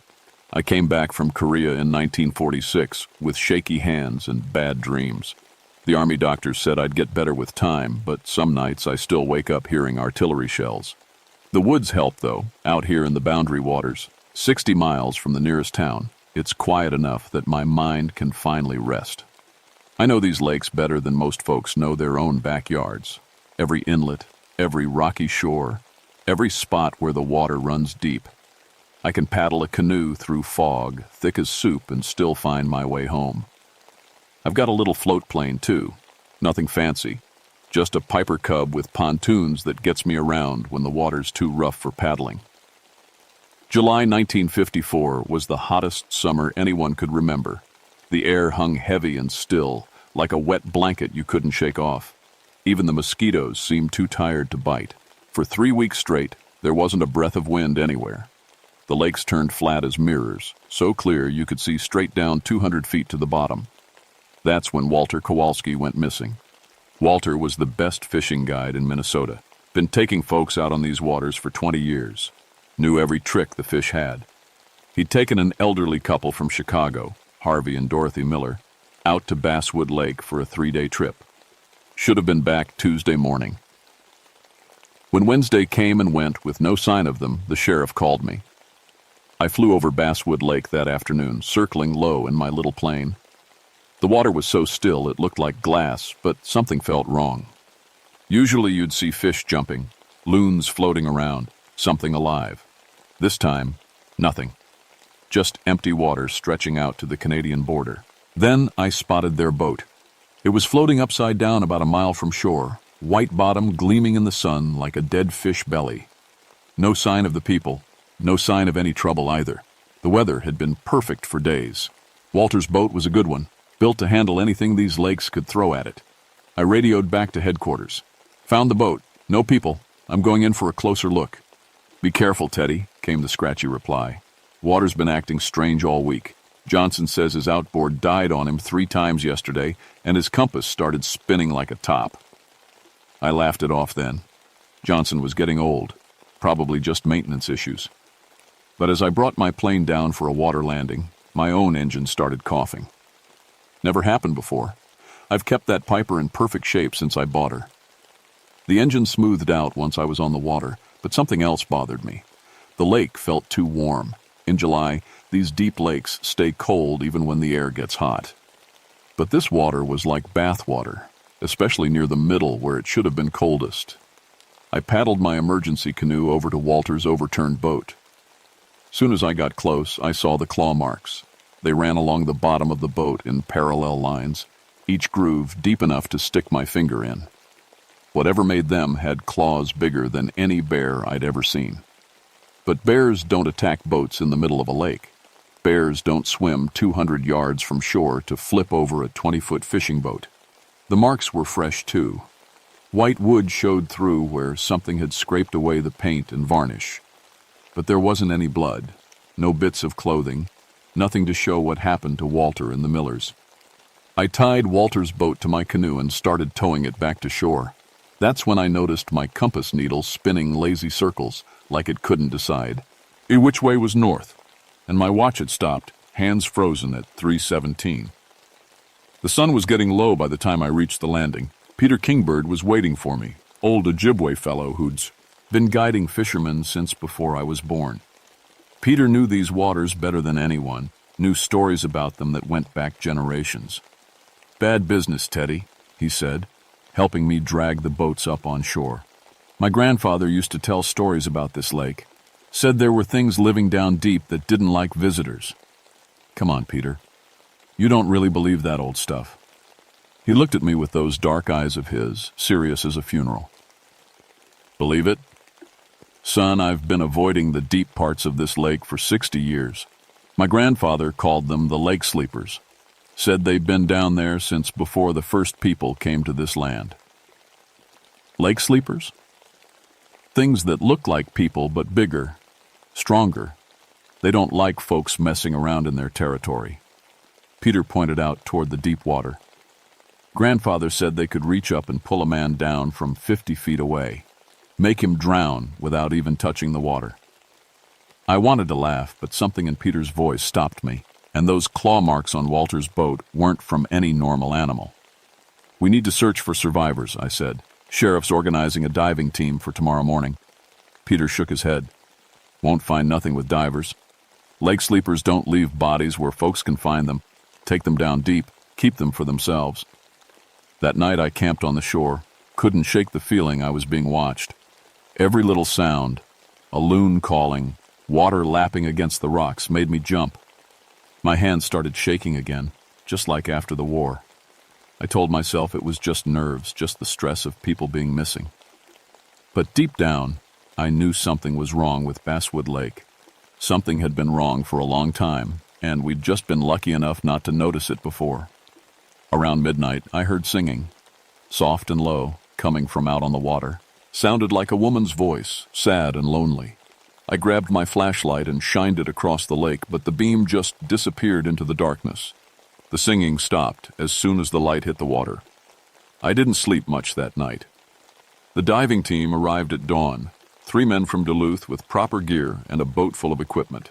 I guided them out to where I'd found Walter's boat, but their engine started acting up same as mine had. Died twice before we even got to the deep water. "Probably bad gas," said Murphy, the lead diver. "Been sitting in the tank too long." But I'd filled that boat myself the day before with fresh fuel. The water was still strange too, warm on top, but when Murphy dipped his hand down 3 feet, he jerked it back fast. "Jesus, that's cold, like ice water." They got the diving gear ready while I anchored the boat. The lake was so clear we could see bottom at 30 feet, but past that it just dropped away into black nothing. No fish anywhere, which was wrong.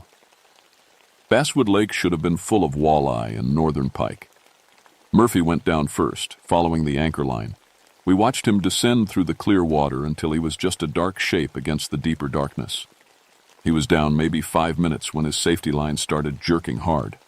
"Pull him up," I yelled. They hauled on the rope, but Murphy wasn't on the end of it anymore. Just his weight belt and one flipper, torn like something had ripped it right off his foot. We waited, calling his name, scanning the water. Nothing. Then, about 50 yards away, Murphy's head broke the surface. He was screaming, trying to swim toward us with just one flipper, moving slow and panicked. "Something down there," he gasped when we pulled him into the boat. "Big as a house. Had eyes like headlights." Murphy was tough. 20 years of diving, seen everything the Great Lakes had to offer. But his hands were shaking so bad he couldn't even hold a cup of coffee. "What did it look like?" I asked. "Like a person, but wrong. Too long, too big. And it was moving, toward me, fast. I cut my belt and swam up quick as I could." He looked back at the water, which had gone mirror smooth again. "It's still down there. I can feel it watching us." That's when we found Walter. He was floating face down near the south shore, about a quarter mile from where we'd found his boat. At first I thought he'd drowned and somehow drifted over there. But when we pulled him into the boat, I saw something that made my blood run cold. Walter's lungs were full of water, lake water, but his clothes were completely dry. "That's impossible," said Murphy, still shaking from his dive. "You can't drown without getting wet." But Walter was stone dead, and the water that came out of his mouth when we turned him over was clear and cold as ice. Lake water, no doubt about it. Just like he'd been breathing it instead of air. I'd seen some strange things in Korea, things that didn't make sense when the shells were falling and men were dying all around you. But this was different. This was impossible in a way that made my war memories seem normal. We radioed for the coroner and headed back to shore. Peter Kingbird was waiting for us again, took one look at Walter's body and nodded like he'd been expecting it. "Lake sleepers got him," he said quietly. "They can make a man drown from miles away, fill his lungs with their water. My grandfather saw it happen to a fur trapper back in 1890. "That's crazy talk," said Murphy, but his voice didn't have much conviction. "Is it?" Peter asked. "Then how'd Walter drown without getting wet? How'd he end up a quarter mile from his boat? And what made those claw marks?" Nobody had a good answer for that. The coroner took Walter's body back to town, and the diving team packed up their gear. They wouldn't go back in the water, not after what Murphy had seen down there. Can't say I blamed them. That left just me and Peter to search for, or Harvey and Dorothy Miller. "They're still out there somewhere," I told Peter as we watched the dive boat disappear toward town. "Those folks have grandchildren. They deserve to be found." Peter was quiet for a long time, staring out at the deep water. Finally he said, "Lake sleepers don't usually kill women. Might be the old lady's still alive, but if she is, she won't be for long, and going after her means going into their territory. I can't just leave her. Then we better move fast before they decide she's a threat too." We took my canoe out that evening when the sun was getting low and the water turned dark gold. Peter had brought some kind of herbs that he sprinkled on the water, muttering words in Ojibwe that I didn't understand. Protection, he explained.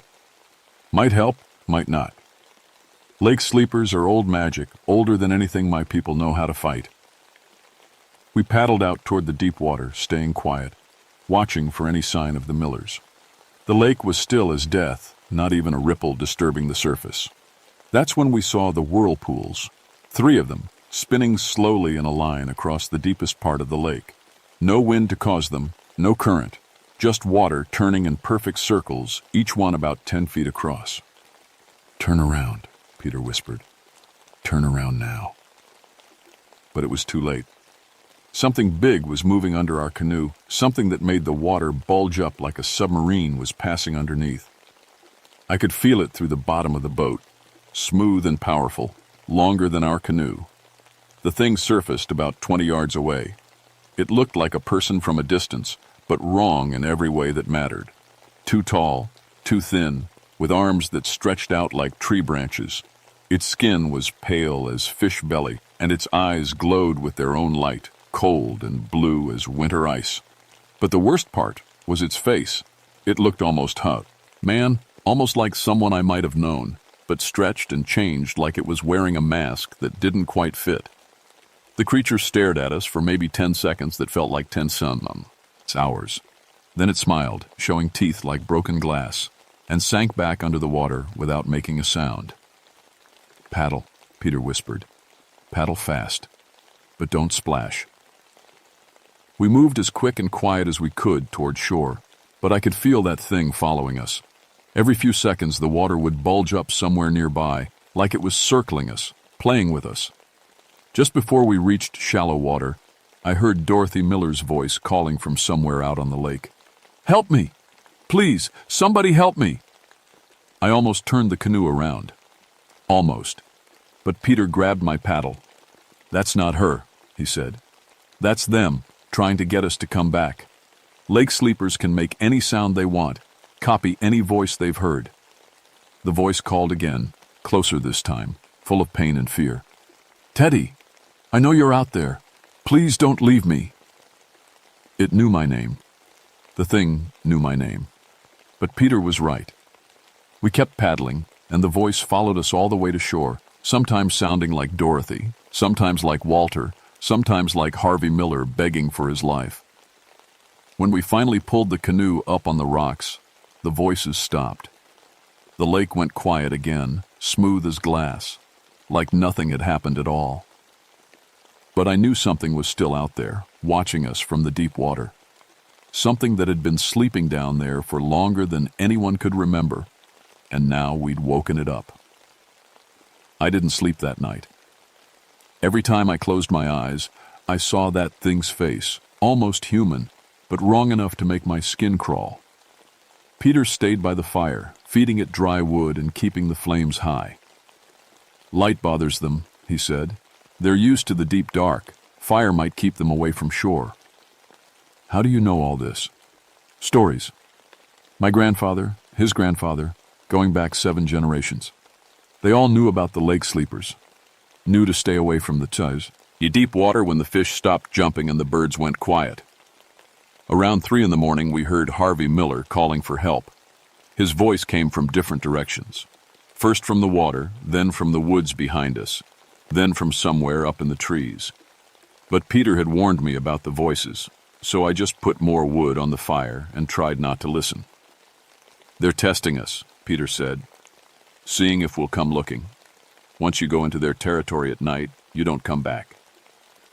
The voices kept up until dawn, sometimes Harvey, sometimes Dorothy, sometimes Walter. Once I heard my mother calling my name, which was impossible since she'd been dead for 10 years. But the lake sleepers had gotten into my head somehow, found voices that would hurt the most. When the sun came up, we found Harvey Miller. He was sitting on a rock about 50 feet from our camp, back turned to us, perfectly still. At first I thought maybe he'd escaped, found his way to shore during the night. But when we got closer, I saw the water. Harvey was soaking wet, like he'd just climbed out of the lake. But he'd been sitting there for hours. His clothes should have dried in the warm morning air. Instead, lake water was still dripping from his hair, pooling around the rock. "Harvey?" I called softly. He didn't answer, didn't move at all. I reached out and touched his shoulder. Harvey toppled over backward, stiff as a board. His eyes were wide open, staring at nothing, and when his mouth fell open, lake water poured out. Lots of it. More water than could possibly fit in a man's lungs. It kept coming for almost a minute, clear and cold, like Harvey had become some kind of spring that bubbled up from deep underground. "How long has he been dead?" I asked Peter. "Since yesterday. Lake sleepers kept him walking around, made him look alive until we found him. They want us to know they and do things that don't make sense. We wrapped Harvey in a tarp and loaded him into the canoe. I wanted to get him back to town, let the sheriff deal with whatever was happening here, but..." Peter shook his head. "Leave now, and the old lady dies for sure. Maybe other folks too. Lake sleepers are awake now, angry. They won't go back to sleep until they've settled things." "What do you mean, settled things?" "They think we're invading their territory. Been quiet for 60 years because nobody bothered them much. But now there's been 3 boats in the deep water in 1 week. That's too many. They want us gone. So we leave. Won't work. They know where we live now, know our voices. Lake sleepers can travel through any water, rivers, streams, even wells. They'll follow us home if we run." I looked out at the lake, smooth and innocent in the morning sun. Hard to believe something so beautiful could be so dangerous. "What do they want?" "Same thing they've always wanted, to be left alone. But they'll kill anyone who gets in their way. And right now, that means us." We decided to search the shoreline for Dorothy Miller, staying in shallow water where the lake sleepers couldn't reach us. At least, I hoped they couldn't reach us. Everything Peter told me came from old stories, and I wasn't sure how much to believe. We found her around noon. Dorothy was sitting in the shade of a big pine tree about 10 yards back from the water's edge. She was alive, which surprised me, talking to herself in a quiet, sing-song voice. "Dorothy?" I called. "Mrs. Miller? We're here to help." She looked up at me with eyes that didn't focus right. Her hair was wet and her dress was soaked through, but she'd been sitting in that spot for hours. "They showed me things," she said in a voice like a little girl's. "Pretty things. Down where the light doesn't go. They wanted me to stay and see more pretty things." "What kind of things?" "Cities made of bones, gardens that grow in the dark, people who've been sleeping for so long they forgot how to wake up." Dorothy giggled, a sound that made my skin crawl. "They said I could sleep too if I wanted, sleep and dream forever." I knelt down beside her. "We're going to take you home, Mrs. Miller, get you somewhere safe." "Safe?" She looked at me like I'd said something funny. "There's no safe place from them. They can reach anywhere water goes. Every lake, every river, every little stream, even the rain." She held out her hand, palm up, though the sky was clear. "Feel that? It's starting to rain."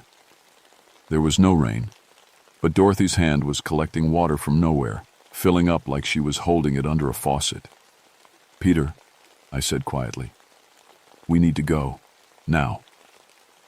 But when I turned around, Peter was standing waist-deep in the lake, staring down into the water like he was hypnotized. "Peter, get out of there." He didn't answer, just stood there swaying slightly like he was listening to music I couldn't hear. The water around him was starting to move, forming little whirlpools that spun faster and faster. I grabbed Dorothy and half-carried her toward the canoe, but she fought me every step. "Don't you see them?" she whispered. "They're beautiful, so beautiful." I looked back at the lake and saw what she meant. There were dozens of them rising from the deep water, tall, pale figures that moved like dancers, arms swaying in rhythm with currents I couldn't feel. They were singing, the same sound I'd heard the night before, but louder now, coming from all directions. Peter was walking deeper into the lake, water up to his chest now. The lake sleepers were calling to him in voices that sounded like his dead wife, his children, everyone he'd ever loved. "Don't listen," I shouted. but my own voice sounded thin and far away. The singing was getting inside my head, making me remember things I'd tried to forget. My squad in Korea, the men who'd died while I lived, their voices mixed with the lake sleepers' song, calling me to join them in the deep water where nothing hurt anymore. I took a step toward the lake, then another. Dorothy was laughing behind me, clapping her hands like a child at a circus. Yes, yes, go to them. They'll make the bad dreams stop. That's when I remembered something from the war. Sometimes, when the shelling got real bad, you had to make noise to drown out the sound of death coming for you. Had to yell louder than the artillery, sing louder than the screaming. I started shouting at the top of my lungs, army songs, nursery rhymes, anything to break the spell of that singing. The lake sleepers' voices faltered, just for a second. It was enough. Peter stopped walking and looked around like he was waking up from a dream. The water was up to his neck, and something big was moving toward him under the surface. "Peter, swim for shore!" He turned and started swimming, fast as an old man could manage. Behind him, the water erupted in a fountain 30 feet high. Something huge and pale thrashed just under the surface, angry that its prey was getting away. Peter made it to shallow water, but barely. I hauled him up on the rocks, both of us gasping and shaking. "They almost had me," he wheezed. "Got inside my head, made me see Sarah. Been dead 15 years, but she looked young again, the way she did when we first got married." Dorothy Miller was still sitting under her tree, humming along with voices only she could hear. Her dress was getting wetter by the minute, even though there was no water anywhere near her. "We can't stay here," I said. "They're getting stronger." "Or we're getting weaker," Peter replied. "Being around them too long, it changes you. Makes you want things that'll kill you." I looked out at the lake. The pale figures were still there, standing in the deep water, watching us with their glowing eyes, waiting for us to make a mistake. But now there were more of them. A lot more. And the sun was starting to go down. We had maybe 2 hours of daylight left when the lake started to rise. Not all at once, but steady, like so. Mion had opened a giant faucet somewhere upstream. The water crept up the rocky shore inch by inch, reaching for our camp. "That's impossible," I said. "Lakes don't just rise, not without rain or snow melt." But Peter was already moving, gathering our gear. "Lake sleepers control the water, all of it. They're coming for us." Dorothy Miller giggled from under her tree. "The tide's coming in, just like at the ocean." We were 60 miles from the nearest ocean, but Dorothy was right about one thing. The water kept rising. Our canoe was already floating, bumping against the rocks where we'd pulled it up safe. "We need to get higher," I said, looking at the hills behind us. "Won't matter." Peter pointed to a little stream that fed into the lake. The creek was flowing backward now, carrying lake water up into the woods. They can make water go anywhere they want, up hills, through solid rock, anywhere. The lake sleepers were moving closer to shore, dozens of them now, gliding through the water like pale ghosts. Their singing had changed too, not trying to hypnotize us anymore, but something harder, more demanding. "What are they saying?" I asked. Peter listened for a moment, his face grim.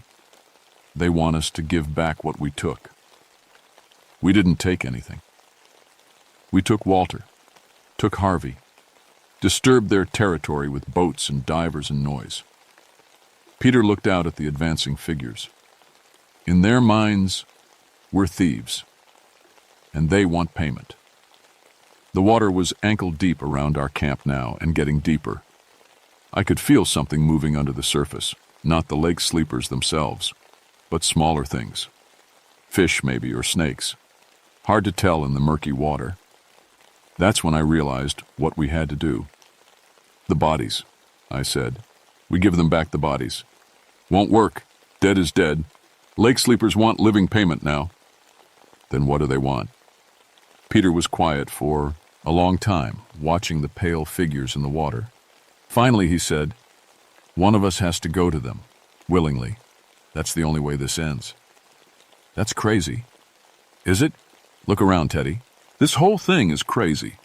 We're dealing with something older than human memory, something that plays by rules we don't understand. But they do have rules, always have.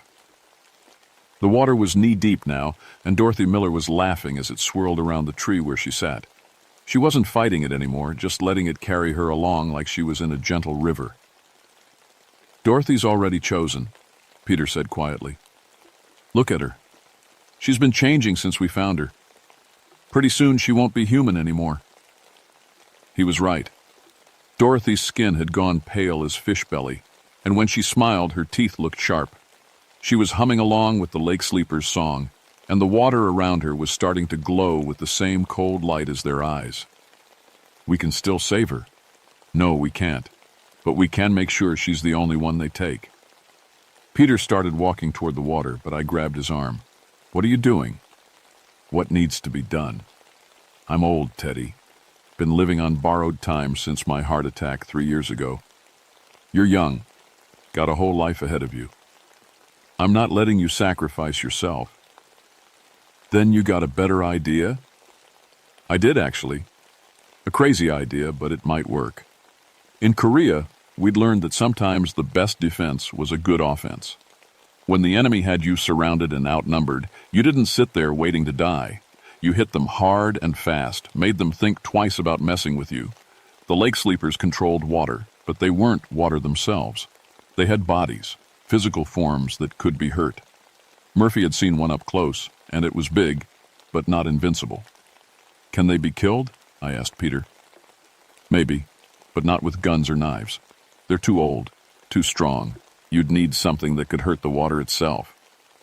I thought about that. What could hurt water? Then I remembered the demolition training I'd had in the Army. Underwater explosives, designed to blow up bridges and docks. I didn't have any military-grade charges, but I had something almost as good. My plane, I said. Still got aviation fuel in the tanks. And there's road flares in the emergency kit. What are you thinking? I'm thinking these things have been sleeping down there for centuries, never had to deal with modern weapons. Maybe it's time someone taught them about the 20th century. The water was waist-deep now, and the Lake Sleepers were close enough that I could see their faces clearly. Each one looked almost human, but wrong in subtle ways. Eyes too big, mouths too wide, fingers too long. Like someone had tried to make people out of clay and gotten the proportions slightly off. Dorothy Miller was floating now, arms spread wide, laughing as the glowing water carried her toward the deep lake. She wasn't struggling anymore, wasn't even trying to stay human. Do it fast, Peter said. Once they take her all the way under, there's no coming back. I waded through the rising water toward my plane, fighting the current that tried to push me back toward shore. The Lake Sleepers watched me but didn't interfere. Maybe they were curious what I was planning, or maybe they just enjoyed watching us struggle. The Piper was floating free now, pontoons riding high on the unnatural flood. I climbed into the cockpit and grabbed the emergency flares from under the seat, 3 of them, each one hot enough to burn underwater. Then I opened the fuel valve and let aviation gas start pouring into the lake. The Lake Sleepers figured out what I was doing just as I lit the first flare. They came for me fast, rising up out of the deep water like pale nightmares. The closest one reached out with arms that stretched impossibly long, trying to grab me before I could throw the flare. I tossed it into the spreading fuel slick and doves, sideways off the plane. The explosion lit up the whole lake like a miniature sun. Burning fuel spread across the surface in a perfect circle, and the Lake Sleepers caught in it started screaming, not with their voices, but with a sound like breaking glass that came from the water itself. One of them was on fire, actual fire, burning like a torch even though it was mostly underwater. It thrashed and writhed, and every movement sent waves of pain through the lake itself. The others retreated toward deep water, but I wasn't done. I lit the second flare and threw it as far as I could toward the center of the lake. More burning fuel, more screaming. The water around the explosion turned black, like the lake was bleeding. The third flare I saved, treading water and watching the Lake Sleepers regroup. They were angry now, really angry. The water started churning like a pot coming to boil, and I could feel something huge moving underneath. Then the biggest one surfaced, It was the size of a city bus, pale and terrible, with eyes like headlights and a mouth full of teeth like broken bottles. This was the old one, the first one, the thing that had been sleeping at the bottom of Basswood Lake since before humans learned to make fire. It looked at me with ancient hatred, and the water around it began to glow brighter and brighter. I lit the last flare and held it up like a torch. "You want me?" I shouted. "Come and get me." The thing rushed toward me, mouth opening wide enough to swallow a boat, but I'd been waiting for it to get close. I shoved the flare right down its throat and dove deep as I could. The explosion from inside lit up the entire lake bottom. I saw bones down there, thousands of them, scattered across the deep places where the lake sleepers had been feeding for centuries. Saw the ruins of canoes and boats, the remains of everyone who'd ever disappeared in these waters. When I surfaced, the big lake sleeper was gone, just pieces floating in the burning water, dissolving like salt. The others were retreating, sinking back into the deepest parts of the lake. The unnatural flood was already receding, water levels dropping back to normal. But Dorothy Miller was still out there, floating in the deep water with her eyes closed and that strange smile on her face. I swam toward her as fast as I could, but she was already changing. Her skin had gone translucent, and I could see dark water flowing through her veins instead of blood. "Dorothy," I called, "come back." She opened her eyes and looked at me. For just a second, she was human again, scared and confused and wanting to go home. "Tell my grandchildren I love them," she whispered. Then she sank beneath the surface and was gone. I pulled Peter and myself to shore as the lake settled back to normal.